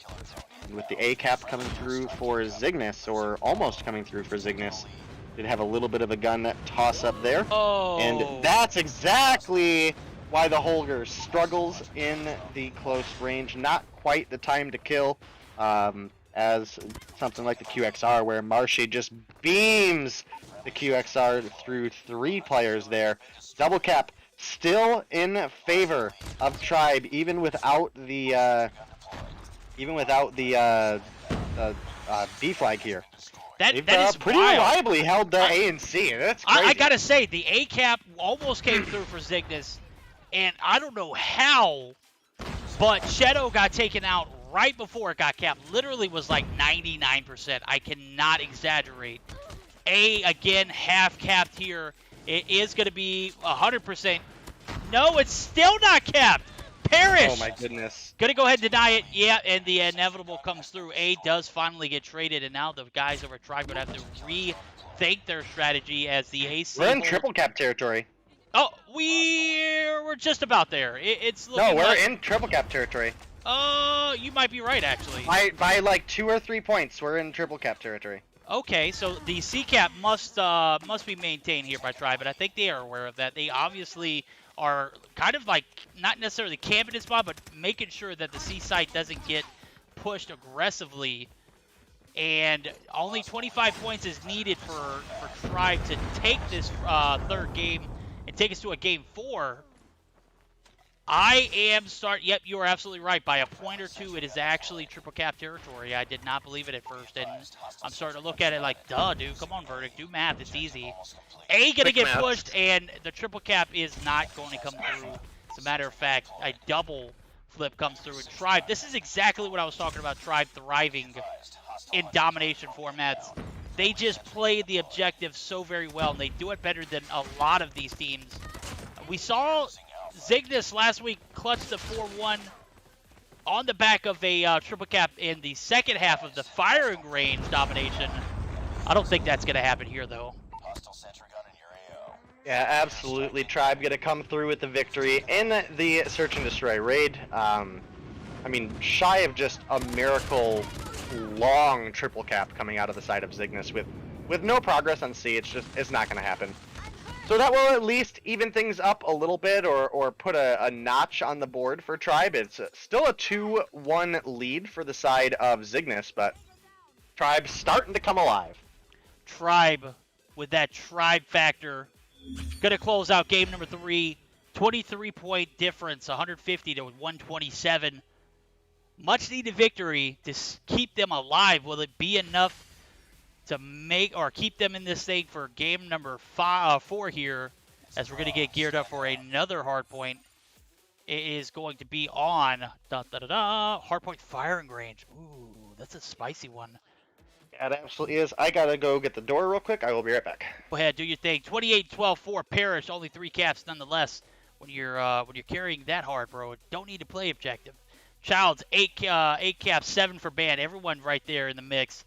Shadow 23-12, 4 caps, 16-17 for S-Thug, and a phenomenal game here. And matchup number 3.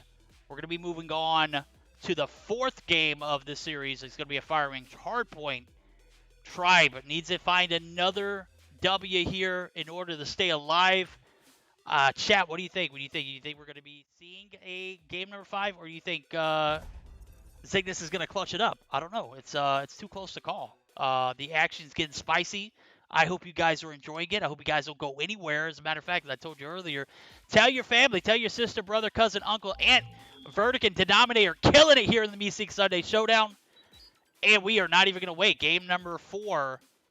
Oh, it is not it's a Summit. I was looking at the wrong matchup, so it's going to be a Summit hardpoint. Maybe. Definitely. Yep, Summit hardpoint. Hardpoint identified. It's too close. Fight harder. Yep, I was looking at the other matchup. Summit hardpoint going to be game number 4 here, as we do see P1 opening up. Zygnus going to have an early advantage, but they're going to be wiped off, and Tribe going to be able to get on just as quickly as they lost it. So back and forth so far here in game number 4. It's going to be a difficult one. Tribe needs to find a W here somehow, some way.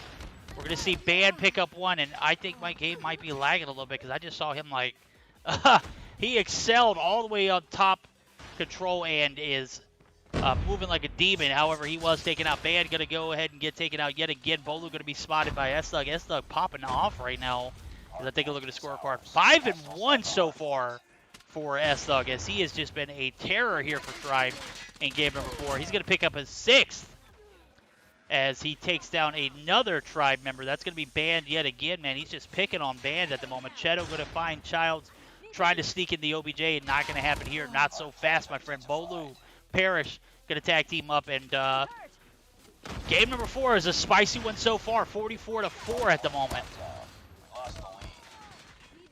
Yeah, absolutely looking pretty good for the side of Zygnus currently. They're up 44-11, but Tribe first on the P2, and looking like they have it locked down pretty solid here, but we do have players from Zygnus starting to rotate on in. A couple gunfights found. It is going to be Zygnus now with the lead. We do have Cheto getting flashed a bit there, but he is in a good spot until the Hunter Killer is like, nope, get out of here, son. And that is going to be the re-break for the side of Tribe, closing the gap.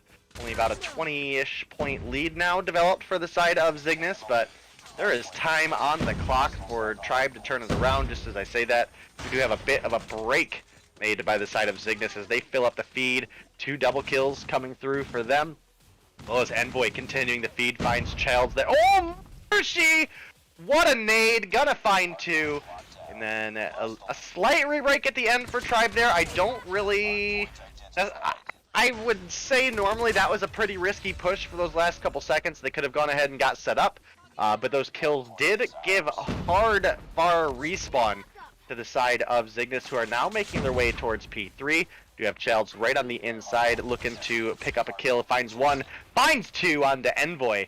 And that is going to be Tribe once again inching closer and closer to tying this one up.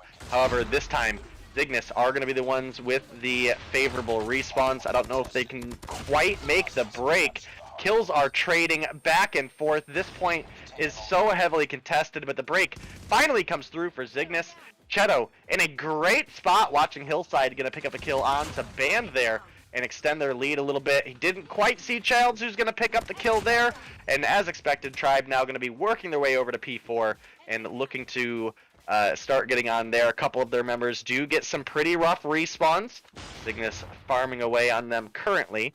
And P4 getting ready to unlock here in about, what, 5-6 seconds or so? So, still anybody's game, but a 40-ish point lead for the side of Zygnus. If they're able to find another 60, they could be closing things out for the night. It could be, and that's actually going to give us an opportunity to go ahead and have a HyperX comm check here as we're going to jump into the VC of the guys over at Zygnus. As soon as I said that, Gilmania came through with the Ray, what's good, Gilmania? We'll see you in the finals, my guy. Go ahead, we're going to jump in the VCs for Zygnus Esports. La grúa, la grúa. En el punto. Grúa, sigue en Heglitz.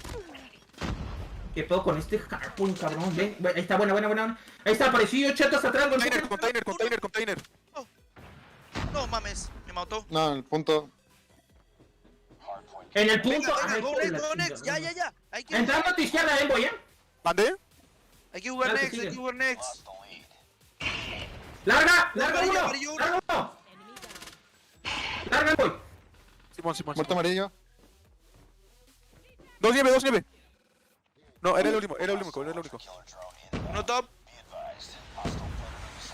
Otra arriba. Dos top, 2 escaleras. Uno respondió verde. No, jaula, güey. A un tirito, güey. You know what? I forgot to move you. Not that we would understand anything either way, but it would have been very nice of me to go ahead and I know me some Spanish, sir. Oh, whoa! I'm speaking out of context. Dane knows a little bit of Spanish here as P1 opening up. Esta going to go ahead and get the retake. Tribe off of the backs of a heavy P4 hold. We heard a little bit of, I wouldn't say disappointment, but a little bit of frustration from Zygnus and team. Nonetheless, they are battling it out here in P1. Bolu going to be the terror on the outskirts of computer side. Envoy going to be spotted. Envoy going to take out Tatio. Going to go ahead and get that retake. And with 7 seconds left to go, they're going to go ahead and stack those up and take a little bit of a lead here in P1. P2 are going to be on the catwalk. That might be where we see the last little bit of game come through. Yeah, we will have to see. Both of these teams are within a full hardpoint hold of picking up a win. It is currently Zygnus on the point, but this is one of the more contestable hardpoints. A lot of openness, a lot of grenade coverage, especially with being in that little side room is off of the hardpoint. And Marshy with a big double kill on the Pred there, looking like Tribe able to hold things down quite a bit. They're just a couple points shy of tying things up. Only a couple points to go. They continue to feed a little bit there. A couple Zygnus members picking up kills, but it's not enough to make the break. Tio is going to find a couple kills, but a couple kills get traded back as well. Tribe now have the lead. Can they tie things up? Zygnus are on the point. We have both teams fighting over this. There's exactly enough time for either of these teams to win, and as it's ticking away, now Tribe are looking for P3 unless they can make the break here. They do get them off the point at just the right time. Now it's Zygnus making the rotation over. Can they find the kills they need? Can they find their time on the hill? Only a couple seconds to go. Zygnus are first on the hard point. 3, 2, 1, and game 3-1 victory going over to the side of our boys over in LATAM, Zygnus Esports. What a close fourth game there. Tribe nearly clutched it up. That catwalk hold from, or retake rather, for Zygnus came through in the clutch. Gave them just about what they needed to get the W, and as the rotations for the spawns came through, they were highly favored with those spawns, as I did see Cheto actually peek or spawn right there at that connector in the backside of the plow, or not the plow sides, but the tower side of the spawn. So definitely could have went either way. Tribe obviously fought for tooth and nail for it, just not enough to get on the point. Zygnus going to be moving on to face, that's right guys, Seminole in the finals. Seminole takes down 11D. They are going to be taking on Zygnus here. GG's to both of these teams, man. This has been a hell of a night, right? Yeah, absolutely. And like I said, these teams go back and forth left and right. This time, it's Zygnus on top. They're going to go on to face Seminole, as you mentioned, in the finals. Seminoles who clearly have bested 11T in this case. So definitely putting up a solid fight to work the way here. I'm not quite sure what the score was, but maybe you can fill us in, or maybe Gilmania can fill us in when he hops in here shortly. Obviously, guys, as usual, we will have Verdict and Gilmania casting the finals, and I will be here with you guys for the after-game breakdown on the analyst desk. GG's, guys. I just saw Golden Boy come through with the 5. Gifted. Appreciate the support, my guys. Zygnus and Seminole going to be taking their fight into the semifinal, or to the finals here shortly. This is a $250 cash tourney.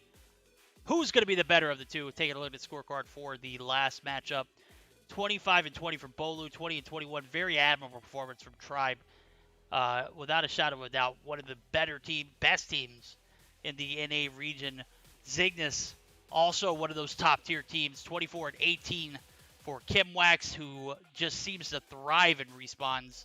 Mid and 2 on the hill as well. So Master OBJ and your top fragger. Wow, what a game for them, as we're going to get geared up for the finals. Before we do anything, though, we're going to take a moment and give a shout out to our sponsors. So, guys, we'll be right back. 2 minutes tops, and we'll have some finals actions ready for you here.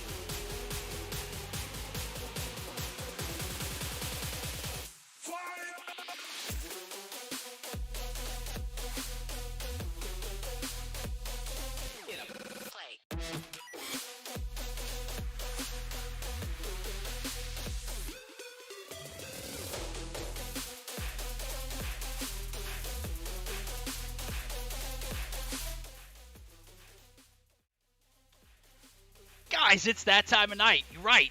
It is the Meseeks Sunday Showdown Finals. We've got Zygnus in the lobby waiting for Seminole to come through. Not only that, but we are going to be joined, of course, by the man, the myth, and the myth, the legend. The man, the myth, the legend. I said that right. Yeah, exactly, yeah. I'm so jazzed up for this finals, bro. I can't even speak straight. Gilmania, how are you doing, my guy? He's going to be joining us for the finals, as Dave mentioned earlier. That is right. Gilmanian here too, and I'm doing amazingly. We're talking about the fact that today it's been quite a day. You know, a lot of stuff has happened, and for us to be in the finals, there's been so many teams fighting out and being so close to one another. But ultimately, like you mentioned, it is going to be Seminole against Seminole. Oh, sorry. sorry. I had a moment. Seminole against Cygnus.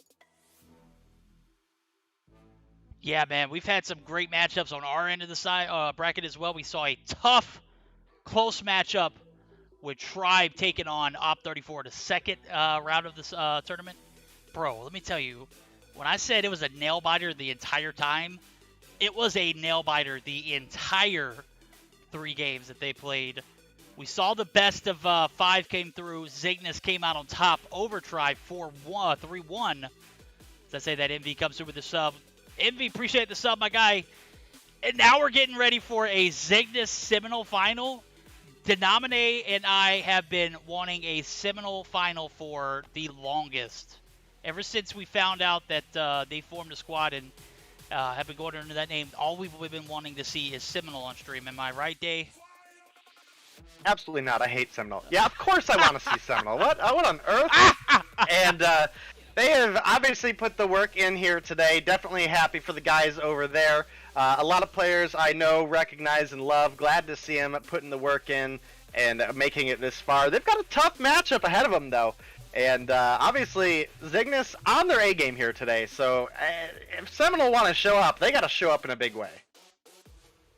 We're going to have to show up in a big way soon, man. I don't even have them in the lobby. They are in the VCs, which is a good sign. But we are still waiting for them to join the actual lobby. Not sure what the stall is on that. We're going to have the best of 7 coming through. Waiting for that. Let's see. No. I can't. No, we don't have anything just yet. So as soon as we have that best of 7 come through, guys, you're going to know it just as soon as we do. So going to be a spicy one. So Seminole, going to have some sweaty players. I'm familiar with Vague. I know Vague's there. Is Jez there? Jez and Slothy? Yes. Okay, who else is on that squad? I mean, let me tell you guys something funny. Last week, I don't know if you guys remember, we had someone with symbols, which was Forsaken. Forsaken, yes. We had Slothy with no name, right? Yes. Well, now Jez joining the party is going to be no with no name as well, so yep. that makes it quite fun to see. This is going to be a fun yeah, one. we also have Octane was not playing. I don't know how that happened, but who also was playing would be Vague, like you mentioned, and I'm missing on one. Oh, Bear. Yeah, Bear. Yeah, I see Bear. Let me tell you about Bear. Bear was killing it. I don't think we talked about it. On the other side of the bracket semifinals, it was Eleventy against Seminole. Eleventy was winning 2-0, and Seminole ended up making a comeback. On the last Search and Destroy game, it was Bear all over the place. I think he ended up like 13-2, 13-3. That he was on fire that game. Oh boy, you're gonna have to keep that same energy moving into this matchup, and we're not going to see a best of 7. This is actually going to be a best of 5. Let me message and make sure that we are going to see that come through, as we do have 2 blank names in the lobby. Obviously, that's going to be Slothy and Jez. Vague coming through with the sweaty anime picture. Gotta love it. Much love to the guy, Vague.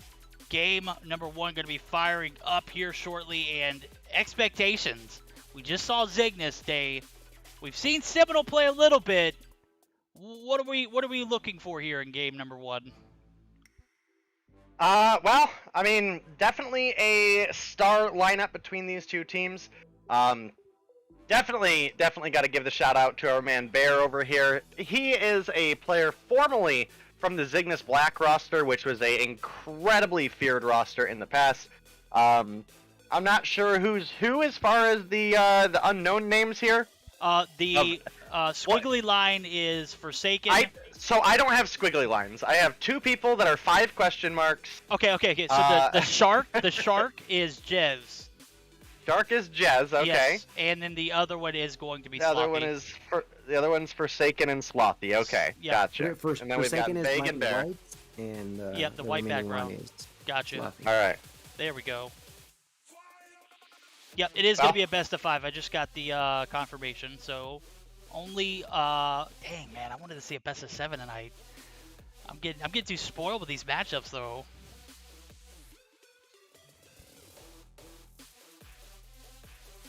Vale, también decirle a todos aquellos que hablan español que esto va a ser al mejor de 5, ¿vale? Esto va a ser unas finales al mejor de 5 y partida número 1 va a ser de punto caliente en takeoff. Este va a ser el primer enfrentamiento que vamos a ver entre estos dos.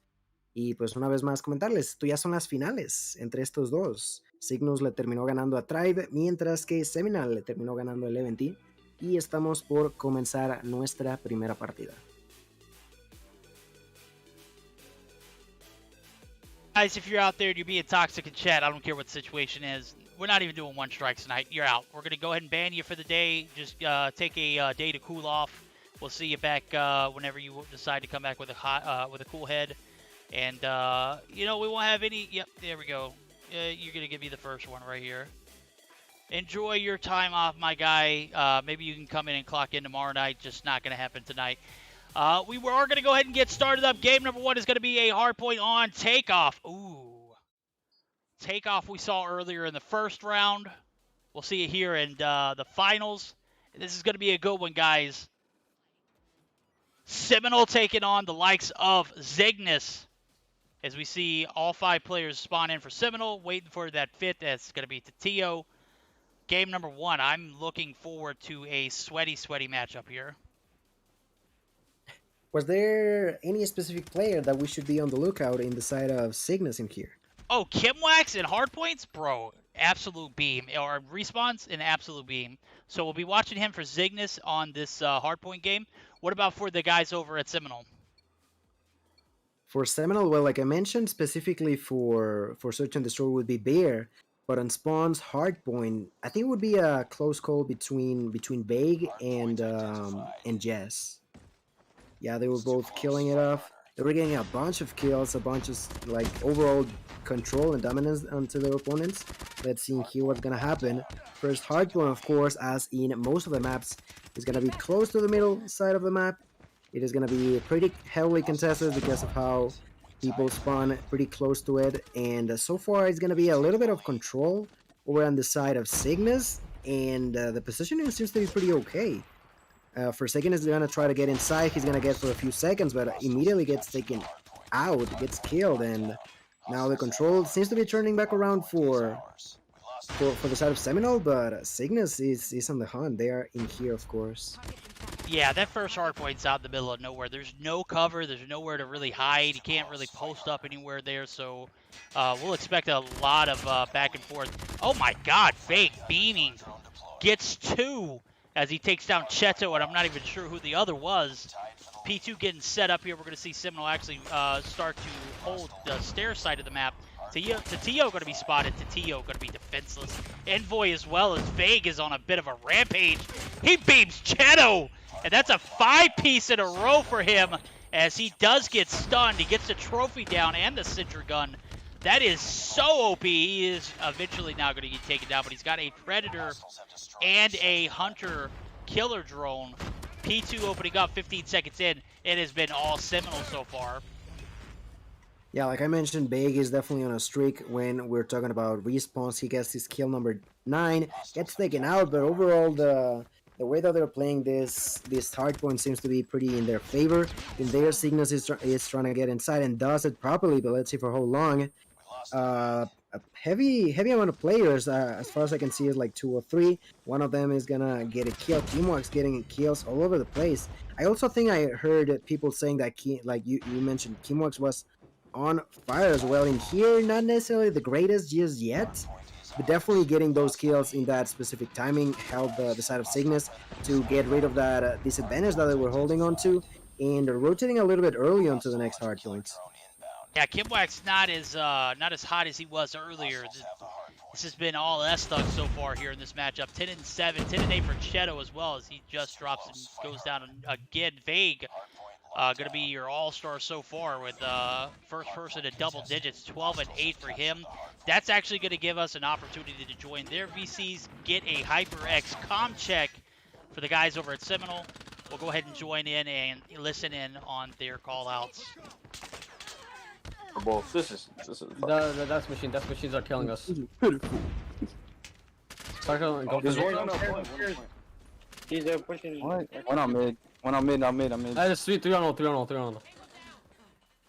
Alright, ban table, ban. Hey, stop losing them. Stop losing our clumps. Come on now. One on mid. They're rotating already. Get this guy.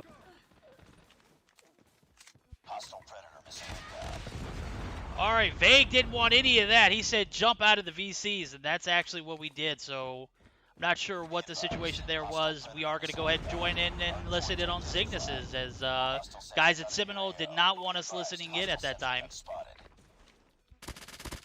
Amarillo, va para. Atrás. Muerto. Otro más atrás. Por rojo. El punto, ¿qué tal? Punto de 3. Yo me quedo, ya ahora sí, súbanse si quieren. Yo voy por atrás. Ventana 2. Entro con picos. ¡En el punto! Son dos, escaleras. ¿Esto lo tienes ahí? ¿Otro más? ¡En el punto, tocado! ¡En el escritorio! ¿Ahora? Tocado. ¿Otro más? Muertos. Responde Secret.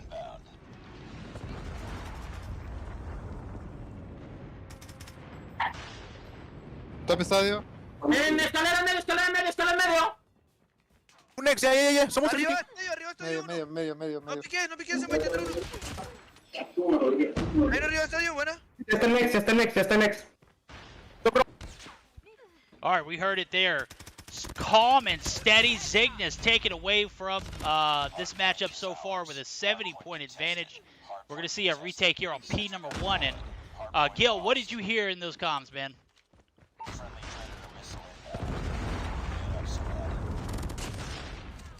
Gil, are you there? Sorry, I was muted. But yeah, I definitely heard a lot of good comms, definitely pointing out exactly where the opponents were at, helping a lot to pre-fire in those specific situations, or not to peek out when it was not necessary. And that definitely helped them a lot. You know, they're going to end up winning game number 1, 150-53. And the way that we're speaking, it felt like they definitely knew, like, all the right angles, you know. They knew where to go and when to go, thanks to those callouts. You see it there. Game number 1 going in favor of the boys over at Cygnus. They take the game 150-53, and it's a tough map to play on. Takeoff, not necessarily one of those ones we see a lot of teams scrimming and practicing on, as it is one of the newer ones to the rotation. One of the ones that we don't typically see, but with the Masters rule set, it's all fair. And game number 1, of course, going in favor of the guys over at Cygnus. 25-11 for S-Thug, Envoy 22-11, 18-11 for Tatio. Day. Need your expert analysis, man. What did you think?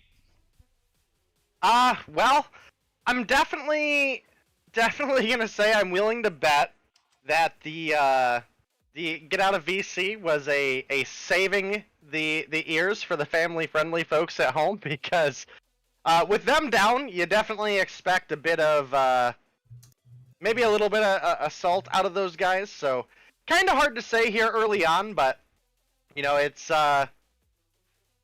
definitely not uncommon for them. I would say is the easiest. So we'll see as we move on into the next game. Obviously, we had some pretty spicy, excited comms from the side of Cygnus. I didn't get to jump in the chat with you guys, but I definitely kind of heard it play back on the stream, and you know, obviously they were pretty happy about it. So we'll see as we get into the next game if they can keep that energy up. Obviously, these are two really high-intensity teams that have fought a long way against no easy opponents to get here. And firing range, a map well known by all of these players, and moving into search and destroy for game 2. Yes, indeed. Zygnus up 1-0 so far in the series on the backs of that hardpoint victory. We're going to see everyone leave the lobby as it does appear we had a connection issue. Nonetheless, game number 2 going to go ahead and start up. And I'm going to go ahead and make a notation on the comm listen-in. If we didn't have express consent from the guys over at Seminole, I apologize. I was under the impression that we had a clause in our tournament that stated we could join VCs with acceptance that you actually play in the tournament, but we did not get that put in. It will be implemented next week. That was a ball dropped on the behalf of us here at the Meseeks Sunday Showdown. So if we invaded privacy, I apologize, my guy. Nonetheless, game number 2 going to be starting up. Search and destroy on firing range. It's a map that we've come to just absolutely love here, as we do see multiple players dipping in, multiple players dipping out. Not sure what the situation was here, as we're going to get started up as soon as what is going on. There we go. We're going to get him joining in, joining out. Yeah. There we go. Just making sure everyone's in the right spot. Yeah, maybe those disconnection issues were a bit more serious than we thought, but we're back in it. Obviously. Yeah, everyone's in their own place, and as soon as everyone ready's up, we're gonna restart that game, which, I don't know if we said it already, but of course they already saw it. Search and destroy and firing range verdict. Right, we're going to be waiting for that last player from Zygnus ready up. That's S-Thug. He is ready to go. We are ready to go. The question is, chat, are you ready to go? Game number 2, search and destroying on firing range. Got ourselves a spicy one. That map takeover is just one of those ones that, it could have gone either way. Obviously, Zygnus took that matchup and have had a bit of practice on it. We'll see how Seminole bounce back here in game number 2. This is a map that everyone knows, so no excuses here. We'll see what the outcome here is, as the attacking side is going to be Zygnus. We're going to have Envoy with a bomb in hand making his way over. They have complete trailer control, as Kimwax is going to be lasered. And I'm assuming that's going to be Slothy picking up the first kill. Jez going to pick up another. It is very difficult to call out, I'm going to be completely honest with you. You know what I figured out? If I see that the kill was done with a legendary or mythic weapon, I'm not too sure. That's Slothy. That's how you know the non-name. Yeah. So the first 2 kills in favor of Seminole are gonna be crucial. Bay gets another one onto S-Thug. That's only gonna leave Cheto and Envoy. Cheto in the middle of a fight gets taken out. Envoy does get a kill, but gets pushed over immediately by Jazz. Gets taken out. The bomb is gonna be defused. And not the greatest start for Zygnus, but extraordinary job by the side of Seminole. Like you mentioned, they had a control over trailer, but Kimwax got taken down quite early there. Yep, almost a flawless round for the guys over at Seminole, as they are looking to bounce back after losing that first game. Nonetheless, Search and Destroy is looking pretty stout so far. We'll see the smoke come down from Zygnus. Envoy going to be taking shots, gets one, Bear gets another, but is almost instantly traded. Slothy going to be there to take out Envoy. Vague and Slothy going to be tag teaming, complete trailer control, and the bomb is in trailer with them. What a nade from Cheto! Wow! Naded and just perfectly baked. Slothy's still going to be on the inside, or actually he's going to be around the outskirts. Gets one on the outside of that wood area. S-Thug gets the refrag, picks up the bomb, and that's going to leave Forsaken all on his lonesome. Yeah, he's going to be in the middle of a 1v2. He, of course, he lost control over the bomb, you know? I feel like that grenade was so OP that it caused them to just lose track of where they were at. The bomb is going to be planted by S-Thug. Of course, we have here Forsaken with that VLQ, but he's going to be a tough call, though. I'm not too sure if he has like a QXR or something as a secondary, but with only 30 seconds on the clock and now getting pushed over, receiving some shots from trailer area is gonna be tough. I think Cheto's trying to go for a wallbang and gets it. Cheto clutches that round. It ties this game up. But now it's gonna be on the other side around. You know, the side of Seminole lost control over trailer. Like, what's going on? It seems like if you're in trailer and you lose control, you lose the round. You know, that seems to be the case. Vague and Slothy had it every bit of it covered. And the nade that came through from Cheto was just absolutely OP. Cleared it out as Slothy was actually pushing out. Bear going to get the first frag here as we do see Jez actually take down another. Cheto going to be peeking. Cheto, oh my god, another perfectly thrown nade inside of the trailer area. Gets Jez. And it is still a 4v3 in favor of the guys over at Seminole as game number 2. Looking back and forth so far, Cheto spots one in Armory. He gets the... Oh my god, this guy's nasty. Yeah, the way that he's been playing is pretty extraordinary, unfortunately enough. Of course, the player advantage is in favor of Seminole. Cheto and Tatillo trying to make something happen. Cheto, Tatillo, the one carrying the bomb, going towards Wood, and there's going to be Vague, and I don't know if Tatillo somehow heard him, but decided to go all the way back to A-Long, try to go for the push. It's going to be Bear over there, hiding behind the bomb, but it's not hiding well enough as he gets knocked out. Vague does get a kill onto Cheto, but Tatillo's still alive. Take that refrag, and now it's a 1v1 against Slothy. He does have still the control over the bomb, and let's see what Slothy's up to. You know, it's going to be hard for him to pick up one of the sides. He seems to be willing to go for A, but it's not going to be the right call as Tatillo went all the way back to B. See how long it takes for him to realize actually the bomb's going to be planted, so that game's not even going to be a factor. Tatillo, 200 IQ, picks up the bomb, or had the bomb already, and rotated back towards B via jungle. Slothy going to be creeping inside of container here. Bomb's been planted, 30 seconds left on the clock. As we see Slothy peek in every corner he can see. He might have been sounded off there. Tatillo's going to be in the cubby. Cubby is going to be peeked. Oh my god, flawlessly played by Slothy. Gets the clutch. That's going to be another round and a lead transferred over in the favor of Seminole. They have played very decently. Even the round that they lost, it could have gone either way. But Cheto, just one of those guys that'll make you pay if you peek out. We saw the shots hit. He's 5-2 already. He is definitely going to be a huge factor in this search and destroy matchup. Yeah, so far Cheto has been amazing. Right now he just got a hit marker with a sniper onto Bear. Unfortunately, that's not going to be a kill. Tatillo gets a kill onto Vague. Forsaken gets the refrag onto S-Thug. But overall, I feel like it's really, really important for Cheto at this point to get the advantage for the team. You know, like you mentioned, 5 kills so far, the one with the most kills, not only on the team, but in the game overall. Only being shortly followed by Slothy and Jazz. Cheto gets the kill onto Forsaken. And that's only going to be the no-names alive on the side of Seminole. Fighting against 4 opponents. Tatillo gets the knock onto the first one. Tatillo just turns around, gets the kill number 2. That is going to clutch the round, even things out. But, I mean, the way that both teams overall are playing, like you mentioned, of course, Seminole is playing great. But Cygnus is not falling too far behind, right? It's no one's game just yet. It's no one's game indeed. And with Cheto playing the way he is, the shots that he's landing, it's going to be almost impossible unless they get Cheto down. We do see 2 players go down early, S-Thug and Envoy. No refrags for Cygnus. That's not going to discourage this Cygnus roster, though, as I do see Cheto still alive. So with Cheto still alive, there's going to be a lot of hope for them as... oh my god, he gets another who peeked.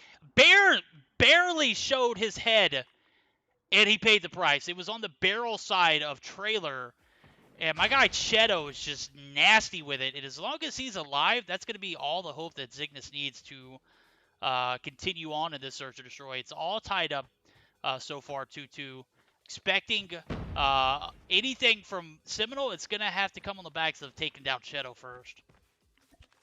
Yeah, the trigger discipline for him is just amazing. Holding the angles properly, waiting for the right time to get the shot. Unfortunately enough, though, they are currently in a 4v2. Well, like you mentioned, with Tatillo and Cheto alive, anything could happen in here. They're going to plant the bomb over at A. They're going to be trying to defend that area. It's going to be tough. The smoke is going to take place. Cheto and Tatillo get a kill each. That snipe by Cheto was pretty nice. Tatillo is going to go through that. No, so Forsaken goes through the window on trailer, but he gets killed himself and then follows after his ally gets taken out. Tatillo for the second round in a row, clutching it up with a double kill. Yep, that opening frag from Cheto just really greased the door for Tatillo. Tatillo picks up 3 big frags to close it out. My God, bro. As long as Cheto was alive and as long as Tatillo... I mean, that combo is lethal enough as it is.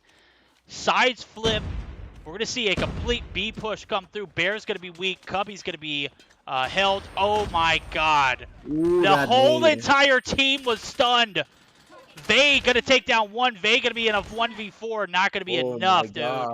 What a squad wipe. That was just perfect. Like you mentioned that. I don't know if it was a flash or a concussion, but just caused so much disturbance on the way that they were playing. All of them taking out in a matter of seconds. Just extraordinary job by them. That's going to bring a 2 points lead in favor of Cygnus, who, let's be reminded, like they are playing quite nicely. They were pretty close to their opponents, but now Tatillo with 10 kills. Cheto with 8 himself. Tatillo now gotta get taken out early. That is not necessarily what they want, but overall doing an extraordinary performance in here. Yes, indeed, as they were not discouraged from pushing this B bomb site yet again. Esther going to get one on Bear. Vague takes down Kimwax. Vague's popping off right now. 6 and 5. He's going to be holding this little creek or crack here in the backside of firing range. And with Cheto and Esther still alive, I can't call this a W yet for the boys over at Seminole. But Vague, Slothy, Forsaken, and Jez going to still be holding this bomb hostage. Esther going to be taken down. Cheto going to be caught peeking. That is going to be a round in favor of Seminole. They're going to try and even things up here as it's 3-4. Need to go ahead and get another round here in order to do so. Nonetheless, the guys over at Cygnus popping off, as you mentioned. Tatillo 10 and 4, Cheto 8 and 3. Those guys are terrorists here in this Search and Destroy matchup. Sí, esta partida sin duda alguna está siendo bastante buena tanto para Cheto como para Tatillo. Están haciendo un trabajo brutal. Desafortunadamente esa ronda anterior no fue lo que esperaban y la ventaja que ya tenían de 2 rondas se disminuye un poco. Van a ir 4-3 aún en buenos números, sin lugar a dudas. Esta ronda bastante más lenta y pues bien para ellos, quiero decir, están en el lado de defensa, entonces no les preocupa en lo más mínimo el esperar a sus rivales. Están jugando bastante pasivos, viendo al minimapa. Vamos a ver que están distribuidos alrededor del mapa de manera bastante propia, bastante correcta. Y en general, pues destacar lo de tanto Cheto como Tatillo una vez más, que están haciéndolo de manera brutal. I do wanna point out that now Tatillo is now going to be using the chopper. Would you look at that? I was just seeing that. I saw him. He was trying to spray. You know what he was trying to do? He was expecting the B push to come through. Mm-hmm. And if everyone would have lined up right there, he could have easily picked up 2-3 kills. Bear gets taken down by Kimwax. Kimwax going to be traded instantly as Jez picks up another. And 4-all going here into the 8th round of this Search or Destroy. The push to B is going to come through. Tatillo made his way back to the top 10 area as Esther gets taken down. Vague, Creepy Crawly takes out another 2 big kills for Vague as the bomb is planted. Cheto left alone here in this Search and Destroy round, and the bomb planted 35 seconds. He's going to have to take out 4 nasty Seminole players. Vague going to be hit markered. He's going to be retreating. He is smart enough not to contest that. Well played, Vague. Cheto almost secures. Oh my God. Cheto takes down Forsaken. Gets another. Was that even a no-scope? Yeah, that was a no-scope, but it was only a hit marker. Oh my God, that was so close. Can you imagine if he would have gotten that on a single shot and maybe turned around? Like, you can only wonder what could have happened. I would have fell out of my chair, bro. Mm-hmm. Unfortunately enough, like the time also was playing against his favor, right? There was like only 20 or less seconds than that. And there we're going to see that round being in favor of Seminole, tying things up yet again. 4 in this game number 2. S-Dog is gonna get the opening frag onto Bear. I feel like Bear, I mean, I was talking a lot about him doing an extraordinary job, but he's gonna be just struggling in here. It's gonna be 2-8 for the time being. Cheto gonna pick up that kill onto Vague. Even more advantage for them. And the way that Cygnus is playing right now, it's extraordinary passively.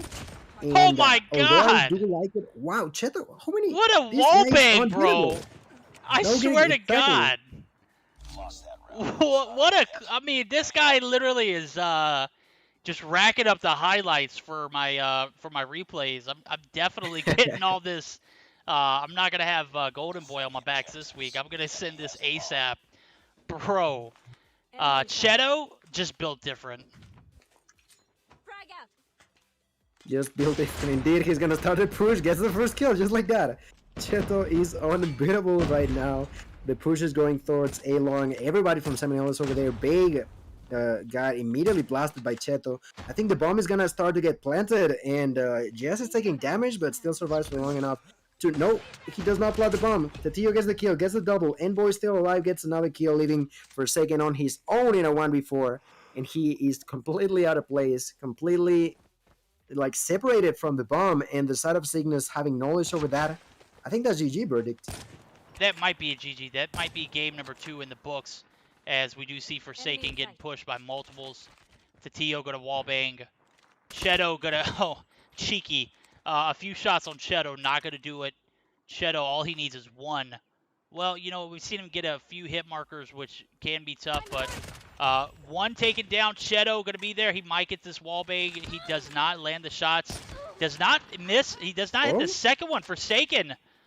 Absolutely, he's got a shot here as 42 seconds. There's some time on the clock. He beats Cheto. That was so close. 1 shot. Bro, he's got Cheto's number right now, and Cheto just can't seem to hit him. We'll see if he peeks this window. It does look like he's going to have the interaction. Oh, my God! Forsaken in a 1v1. Can he take out Cheto for the ace? Yeah, it was 1v4, currently a 1v1. Forsaken says no problem. Getting 3 kills right now. He does have control of the bomb. Only 15 seconds remaining. He's going to be planting the bomb, and although that would be the call for Cheto, of course, it would have been risky to peek as well. The bomb is going to be planted. Only 40 seconds to react, and Forsaken just having the trigger discipline to know when to shoot, when to go to back out. It's going to work out wonders. I think Cheto's going to start that push throughout. Oh! Cheto gets the snipe. We were so excited. I feel like if he wouldn't have missed that last shot in that encounter where Cheto was so far away, that would have been GG for, like, at least tied up for round number 11. But when you miss those shots, Cheto is not going to allow you to do it again against them. No, Cheto will abuse you, bro. We saw him miss several, like, I don't know. He could have hit those shots, but definitely came through in the clutch. But Cheto, man, what a monster. Drops 14 kills, clutches up a few rounds by himself. 14-4, 13-6 for Tatillo. I got to give it to Forsaken, though. That was a hell of a round for him there. And, man, I felt like I wasn't rooting for Seminole there, but I was rooting for Forsaken to clean up the lobby and take us to a round 11. We got robbed there. Cheto, you dirty, dirty dog. You just too good, my guy.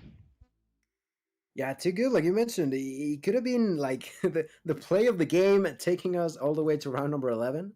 Unfortunately, not going to be the case, but really, really good game number 2 that we had in here. Yes, indeed. And Day, man, I know you're sitting here. You're on your edge of your seat, bro. What are you thinking?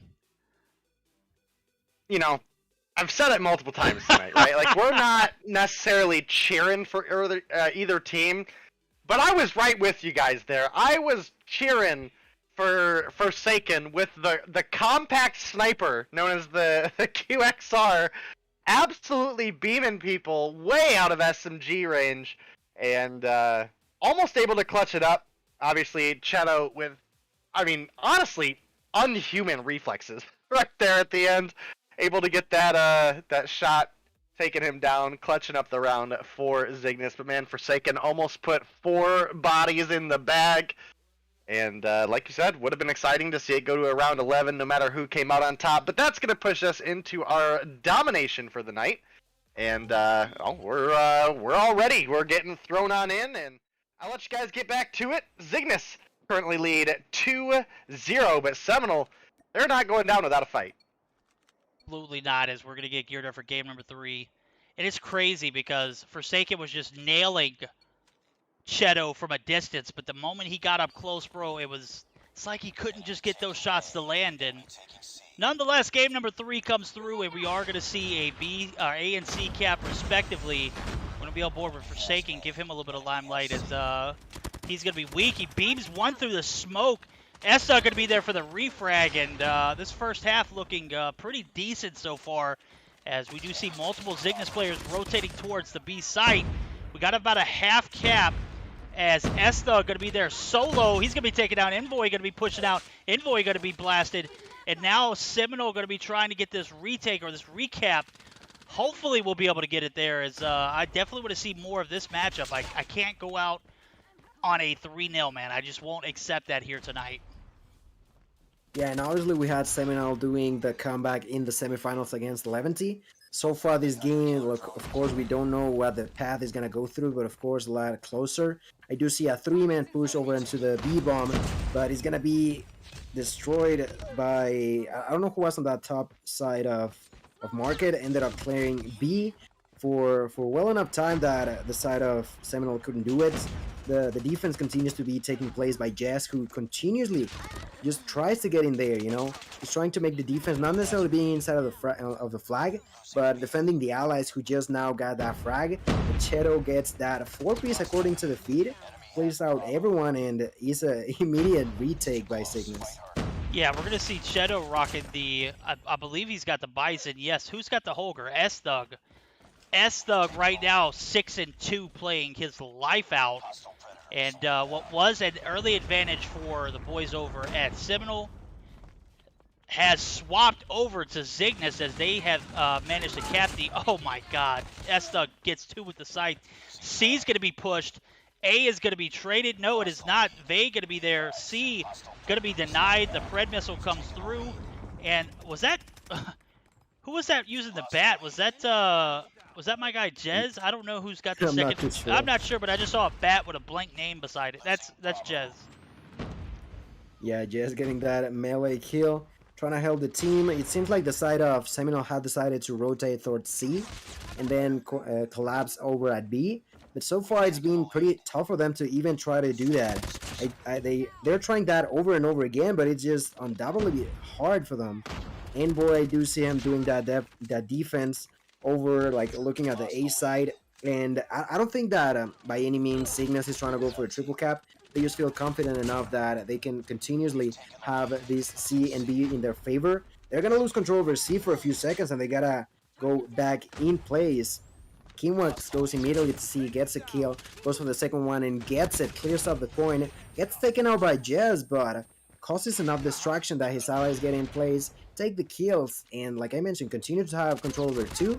But those 2 flags have been enough for over 20 points, like 25 points advantage for Cygnus right now.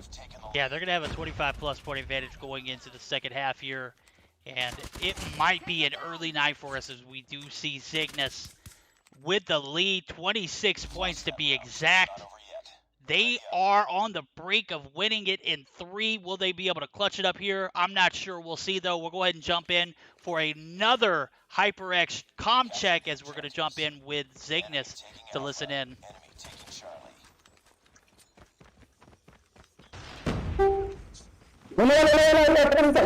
Muerto. Otro tanque. Broken. No, roto, patio. Va para. Son tiritos. En roto, broken. Hay uno broken, Coche rojo de marca, Tetillo. No, deli uno. En roto, Tetillo. Buena. Muerto en patio también. Abajo blue. Buena. Muerto blue. Buena, escape. Grama. Muerto muro. Market. Abajo grama uno, esto. ¿Has muerto? Otro cajas, un tiro. Cajas. Pushea el tanque. Muerto. Buena. Toca. No, grama. Grama arriba, grama. Tractor. Grama arriba, muerto. Kimwax, buen cal. Yo tengo a Cali. No, tractor. No, te tocó. Estatua. Tractor sigue. Estatua y tractor. Patio, ve. Oh, ve, patio, ve, patio. Oh, barril uno, pusió. Nuestro tanque. No, Buena. muerto. ¡Aguas, tractor!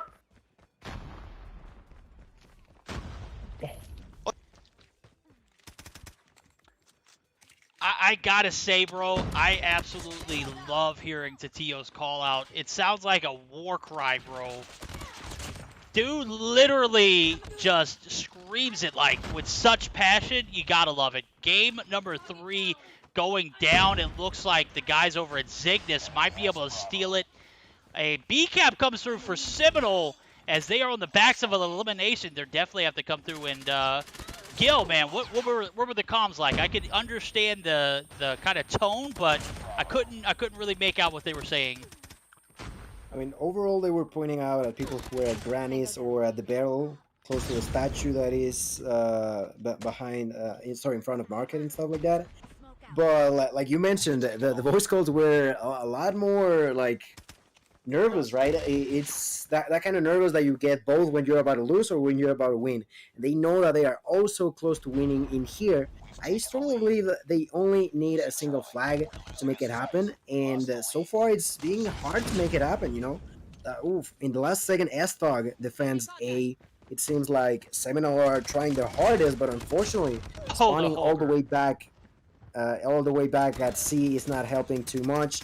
I see the 3-main push being done to the A flag, but S-Dog just beaming with that holder, you know, putting the name of the LMGs high ground right now. He's gonna try to go another kill on Tuve. He's gonna get it. Continues to make the defense. Players are dying in that A flag, but it doesn't matter. S-Dog gets a kill, gets taken out. It seems like it might happen at triple cap. Okay, triple cap.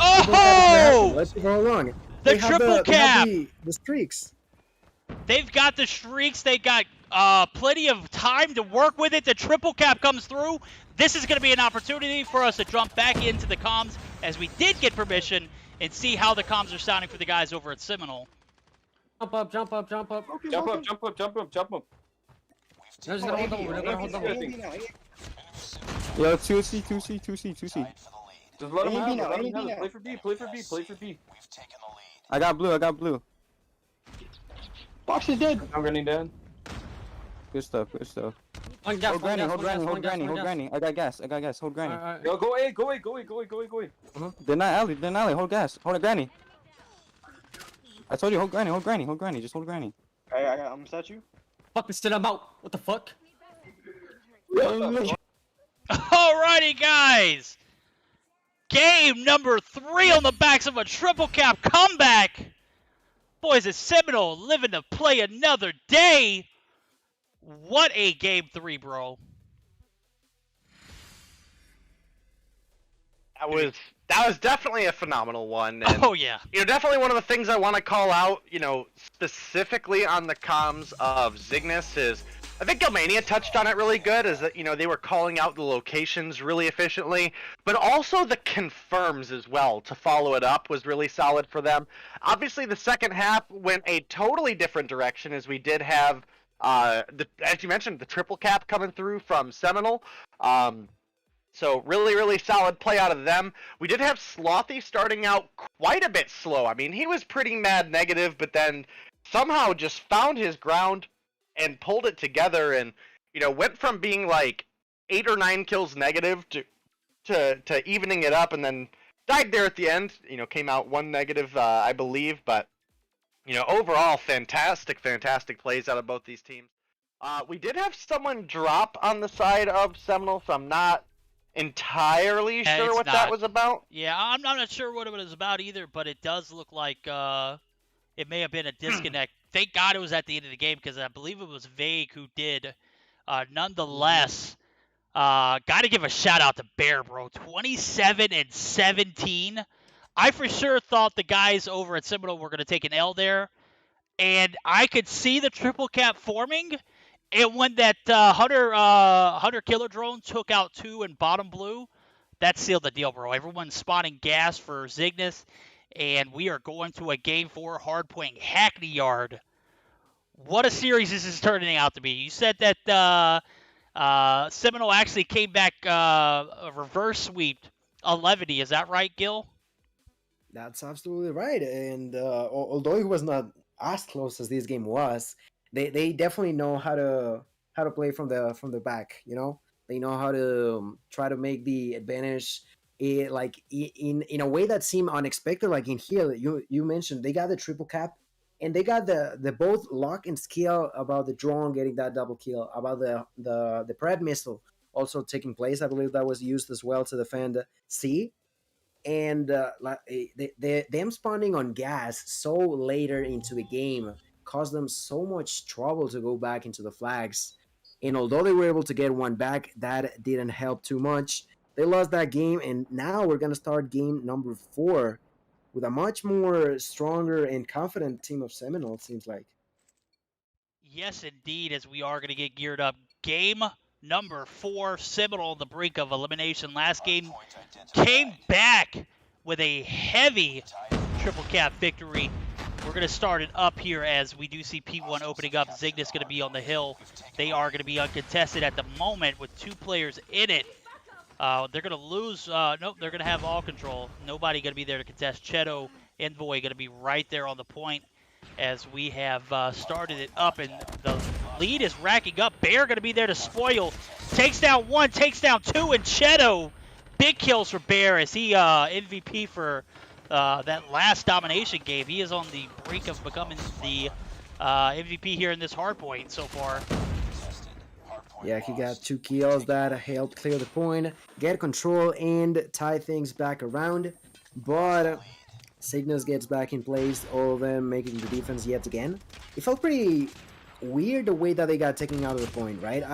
For a second, there was not even anyone inside of the hill. Ultimately, they all got knocked out, and the control was taken by Bear, like you mentioned. But overall, I feel like it was more of a Cygnus mistake. But of course, Bear definitely turning it around. I was talking about specifically the fact that he was not doing the greatest on the game of Search and Destroy, like you mentioned, last game being the MVP, and on this one, helping a whole lot more, maybe into negative numbers, now neutral as he picks up a kill onto S-Thug and continues to be inside. But being the OBJ player and getting a solid amount of kills, he's helping the team a lot. He's going to need a little bit of more support, though, as he was the last player alive in Tire Shop. He gets taken down. The retake from the guys over at Zygnus is going to come through early. We're going to have a contest, but it's going to be denied to Tio and S. Going to be there to tag team, hold the objective, and pair up for another solid hardpoint hold. The guys over at Seminole need to find a way to play together as this game is starting to unfold slowly in favor of Zygnus as they run away with a 30-plus point lead and advantage, 40-plus actually, and counting, as P2 Tire Shop is going to be shutting down in about 5 seconds. New point going to be out in the middle of the backside of green, or in front of the P5 area. And it's going to be a hard one to hold for Seminole. It's actually going to be hard for anybody to hold, but, you know, it's much easier to hold that Tire Shop area, which they pretty much gave to Zygnus. Yeah, and that last heal, I feel like it was like 100% for them, right? Wasn't it?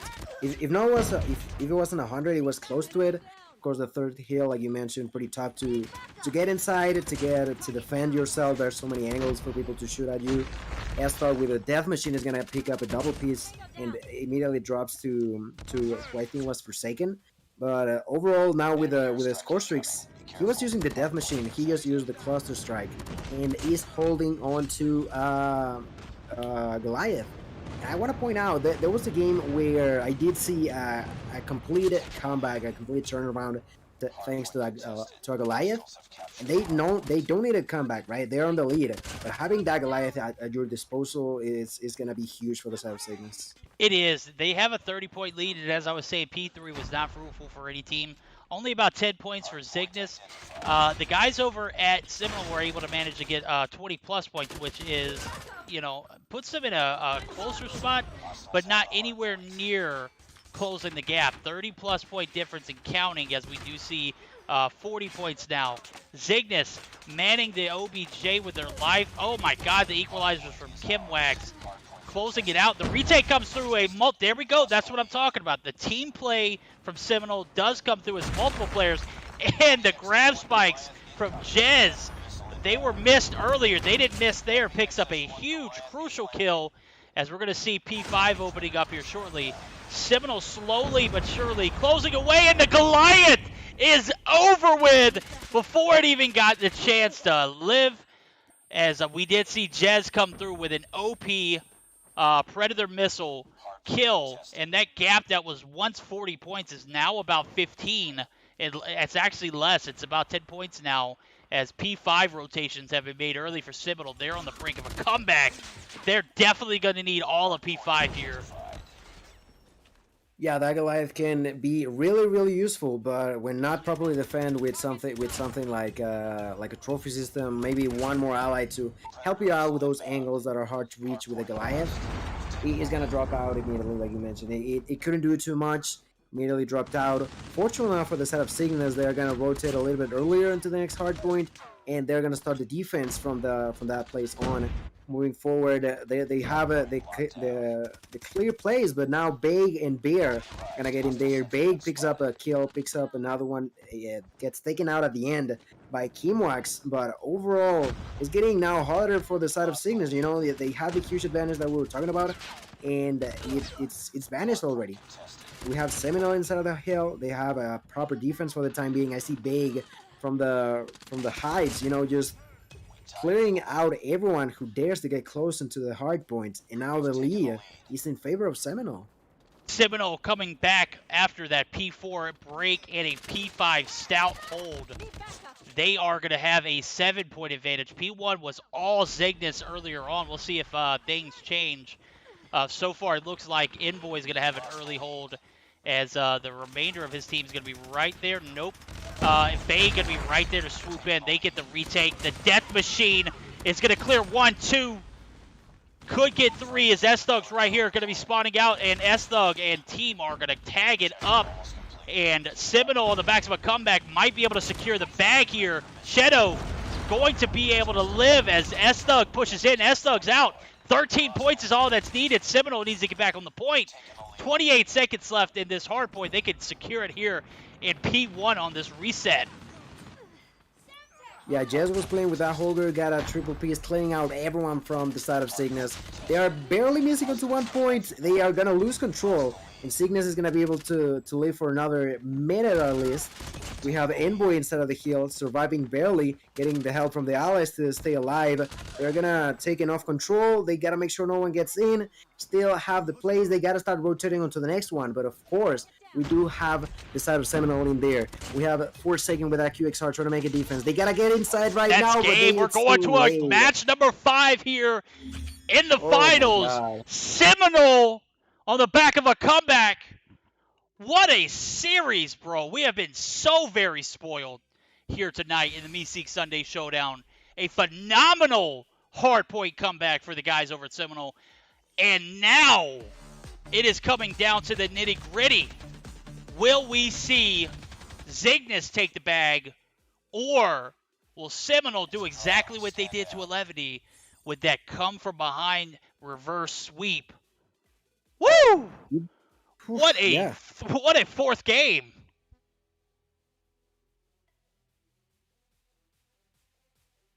Hey, I'm going to need to hear from you, my guy. What did you see in that matchup that was different from the first hard point?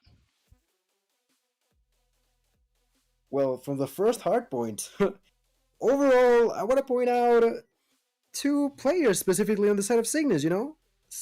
Envoy and Cheto just not able to keep up, you know? Of course, we had a Bear and also Forsaken doing pretty much the same, but specifically those 2, I felt like Cheto was doing such an extraordinary game today so far.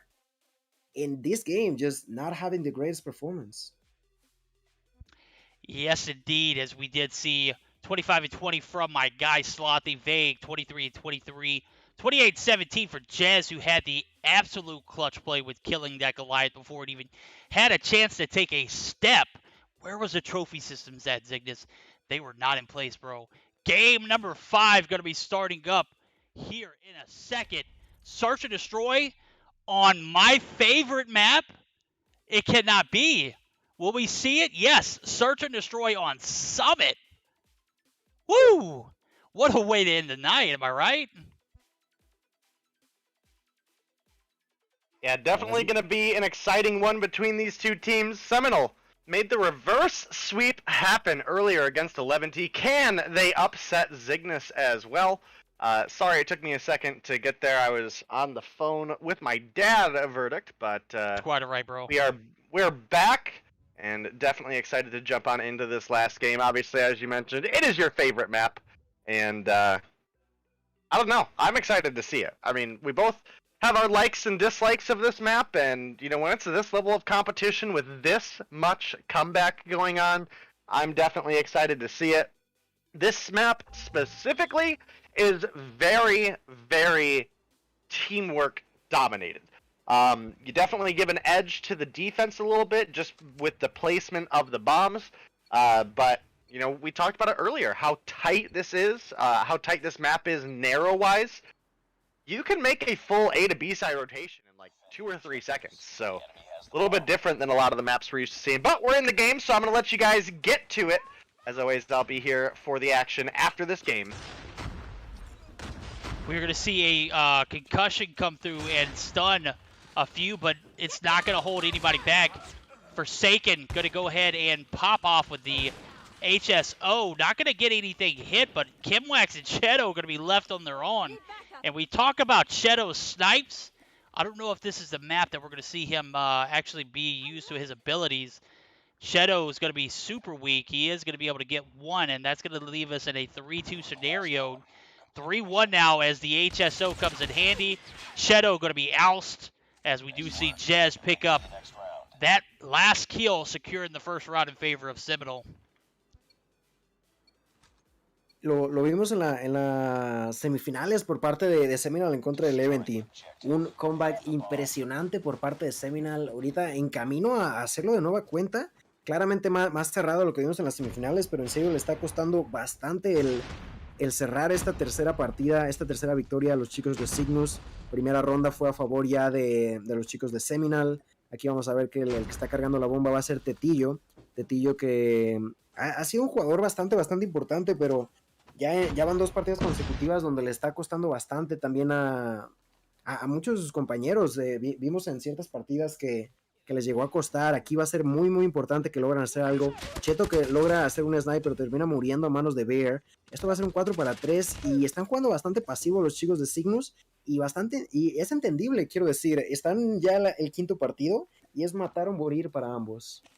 It is now do or die time for both of these teams. A lot of people dropping all over the place, living on a 1v2 for, I think that was Jazz who got taken out by Envoy. Unexpected of his presence. Jazz is going to get killed. Even thinks out Envoy with that double kill. And I don't know, like we already saw a comeback for Seminole against 11T. They are trying to do the same, but of course Cygnus is going to try to break that path and take victory home. Yes, indeed. It was a much more formulated strategy for the guys over at Zygnus as they take, oh my god, it's a TRS Thug, poor guy. 4 players from the guys over at Seminole push the snow side of the map and just absolutely beamed S-Thug. That's going to give a 1-man advantage as Tio goes down. That's going to be a 2-man advantage, and now we're going to see back and forth action as we saw earlier. And guys in chat, if you spam any messages and it has a space in it and it just kind of distorts chat, I will ban you. I don't care what the situation is. I don't care who you are either. So game, set, match here. This is going to be the determining factor who takes first, who takes the crown here in week 35 of the Meseeks Sunday Showdown. What a series we've seen here. A reverse sweep is on the rise as we do see it all tied up here in the search and destroy. Bomb is going to get planted at the A site as soon as Envoy makes it there. They're going to plant it for the snow side, which is exactly what you need. You don't need to plant it for the window because there's nobody going to be peeking that window, which we've seen in the past, and that has been the downfall for some of the teams, especially in close quarters or close matches. Bear going to try and get this jump up, going to get it the second time successfully. Cheto going to be right there to peek it. He is going to be a cannon beamed one, but is beamed instantly by none other than Forsaken, who couldn't get the shots to land earlier tonight. Makes it count here as that is going to be a second round or second point for the guys over at Seminole. What a search and destroy on Summit we're seeing here so far. Ready for the next round. Yeah, that first night by Cheto made me believe that maybe they were gonna make defense to go through their way, but the push that was done by Seminole there, it was extraordinarily performed by them. You know, they all pushed it once, and one by one, the players on Cygnus ended up dropping to their opponents, and bring the advantage yet again for Seminole, who are gonna do a 5-man push immediately into the aggressive side of B. They're gonna get 2 kills, one bear, one big, but then it's gonna be the answer in the side of Cygnus. It's gonna be a 3 versus 3. Tetillo, the one carrying the bomb, is all the way back. You know, he's not necessarily picking any bomb just yet. They are going to be a little bit more spread out than their opponents are. And I like the way that Seminole started that round with a 5-man push, but the answer from Cygnus was really good as well. It was, and I'm liking Tetillo's strategy. I just don't like the fact that he's the bomb carrier. If he gets killed all the way back there, there's no way that they're going to be able to recover that bomb and get it planted successfully. However, he is trying to form a little bit of a strategy. Kimwack's going to be spotted. Kimwack's going to be weak. Tetillo going to get a cheeky one onto Jez. That's going to leave Slothy and Forsaken. Forsaken going to be spotted. Forsaken going to be taken down, and that's going to be a round tying 2-all going here into the last attack and defense for each team. Will flip sides after this one. Who's going to have the advantage? So far, it's been back and forth. I couldn't tell you. If based off of the patterns of the game, Seminole should take this round. It's been back and forth, one for each. Seminole's now up. This is going to be their time to make the call. Yeah, it's going to be also the last round, of course, in this side for each team. They're going to be switching after this one. Tetillo gets the opening frag. Maybe they're trying to break that curse that you were saying. You know, one round for each. The side of Seminole decided to push all the way back, being done by Big and Jess. Big is gonna cut onto Tetillo, gets the kill. Envoy this time is the one carrying the bomb and gets the kill, but Kimwax gets taken out by Big as well. Big is doing an amazing job, being pretty sneaky. Unfortunately enough, he is in a 2v3 against their opponents. No problem as Lathi picks up that kill onto Cheto. And let's be reminded, Cheto was the one that was doing a lot of the job in here. Beg is going to get a kill at the same time. Lathi does too. You said it perfectly. I thought it was going to be Cygnus breaking the curse, but it was not. Seminole gets round number 5 and a 3-2 lead for themselves. Sides are going to be flipped. We're going to see the attacking strategy from the boys over at Seminole. We'll see if they can break the pattern here and take away the lead. If not, they are going to be tied back up. Strategy from Cygnus. They're going to have 1 peek in the stair side and 3 up top in control. Bear's going to be half health as he looked like he got naded. Envoy going to try and get that finish. Nonetheless, Vague is going to be there for, or not Vague, but Slothy's going to be there for support. Vague going to go ahead and get this bomb down. Bear gets one. Tetillo takes out Forsaken. It's a 3v4. 3v3 now as Bear evens it up. Cheto gets the refrag.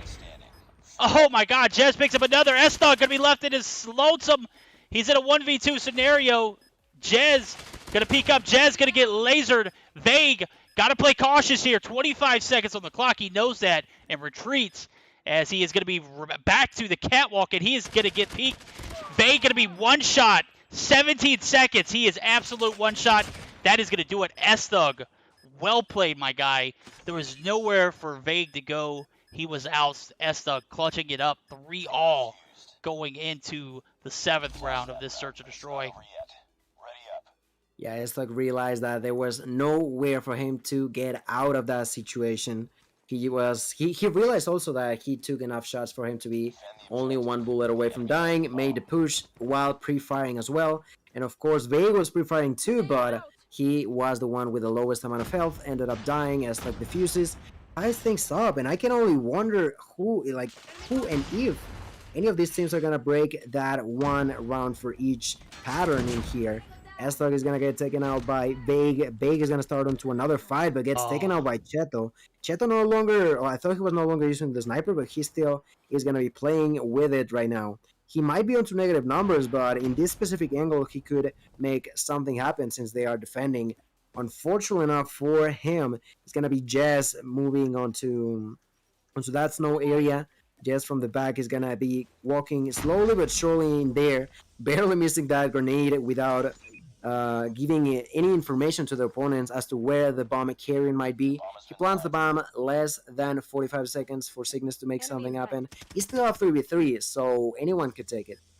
Yeah, I got to know, Cheto almost hit that nade, and my guy Jez threw the trophy out right as the bomb detonated. So if it would have been a little more to the left, he would have easily gotten one. Bear going to be spotted, Bear going to be ousted, and we got Forsaken running all the way through spawns. He's going to spot Cheto. Easy, cheeky kill. Jez takes out one as well. Bomb not going to be a factor there. 4-3 in favor of Seminole, as we have been back and forth, back and forth.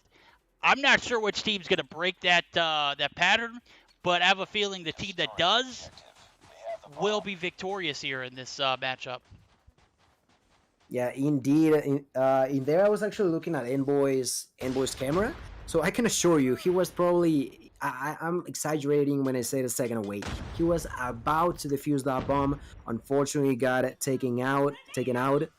And yeah, you said it perfectly. The one that managed to somehow get 2 rounds in a row, most definitely seems to be the team taking the game and the finals home. Let's be reminded, this is do or die for both, right? This is the moment of truth. This is game number 5. It's been close all the way to the end, and it's been the same way now that we are on Search and Destroy.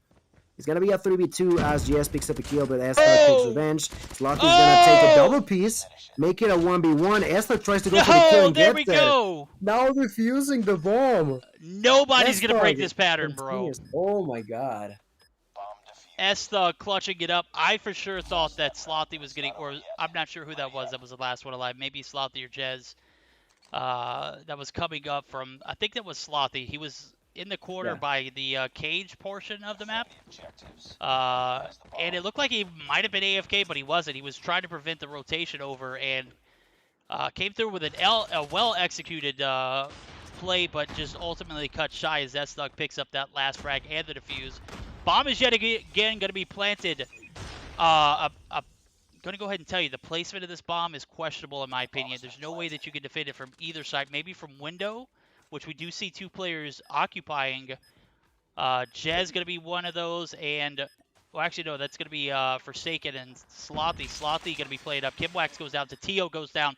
This is going to be Seminole going down, or Vey going to go down. Cheto and nobody. Cheto is going to be left alone in a 1v4.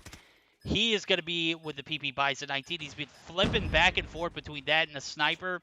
He's going to be ousted. He's going to get pushed. He's not going to get a kill. He's going to be taken out instantly. We're on match point for Seminole. This might do it. If they break the pattern here, this is going to be game. Increíble. Ronda número 10 es partida número 5. Ambos están jugando con todo. Hemos visto una ronda para cada equipo rotando cada vez. Es una ronda para Seminal y otra para el equipo de Cygnus. Si continuamos de esta forma, sería victoria indiscutible para Seminal, que está a punto de hacer este comeback. La primera baja va a ser para Cheto, que desde las alturas termina asesinando a Bear, jugador que obviamente no está teniendo el mejor performance, pero lo está intentando de igual manera. El que está cargando la bomba va a ser Jeto, que consigue la doble baja, haciendo un trabajo brutal. Esto es prácticamente de las últimas oportunidades que van a tener. The side of Seminole in a lot of trouble. Only a 2v5. Bake does get a lot of shots onto Cheto, but manages to survive. He's gonna get pushed over from the side, gets taken out by Envoy, leaving Jazz in a 1v4. We said it. It was 1 for each, and we most definitely are going to go into round number 11. We're going to see if Jez can clutch it up here. He doesn't have much to work with. He's got the bomb in hand. That's the only thing he's got going for him. Tio going to spot him. Tio's going to beam him. We are for sure in game number 5, round number 11. This is a do or die for both teams. All right. The pattern has been pointed out. It's been pretty solid, back and forth.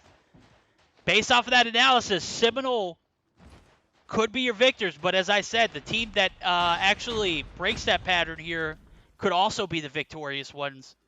Chemwack's going to be the backside of spawn. He throws a nade, concussion actually, not going to get a hit.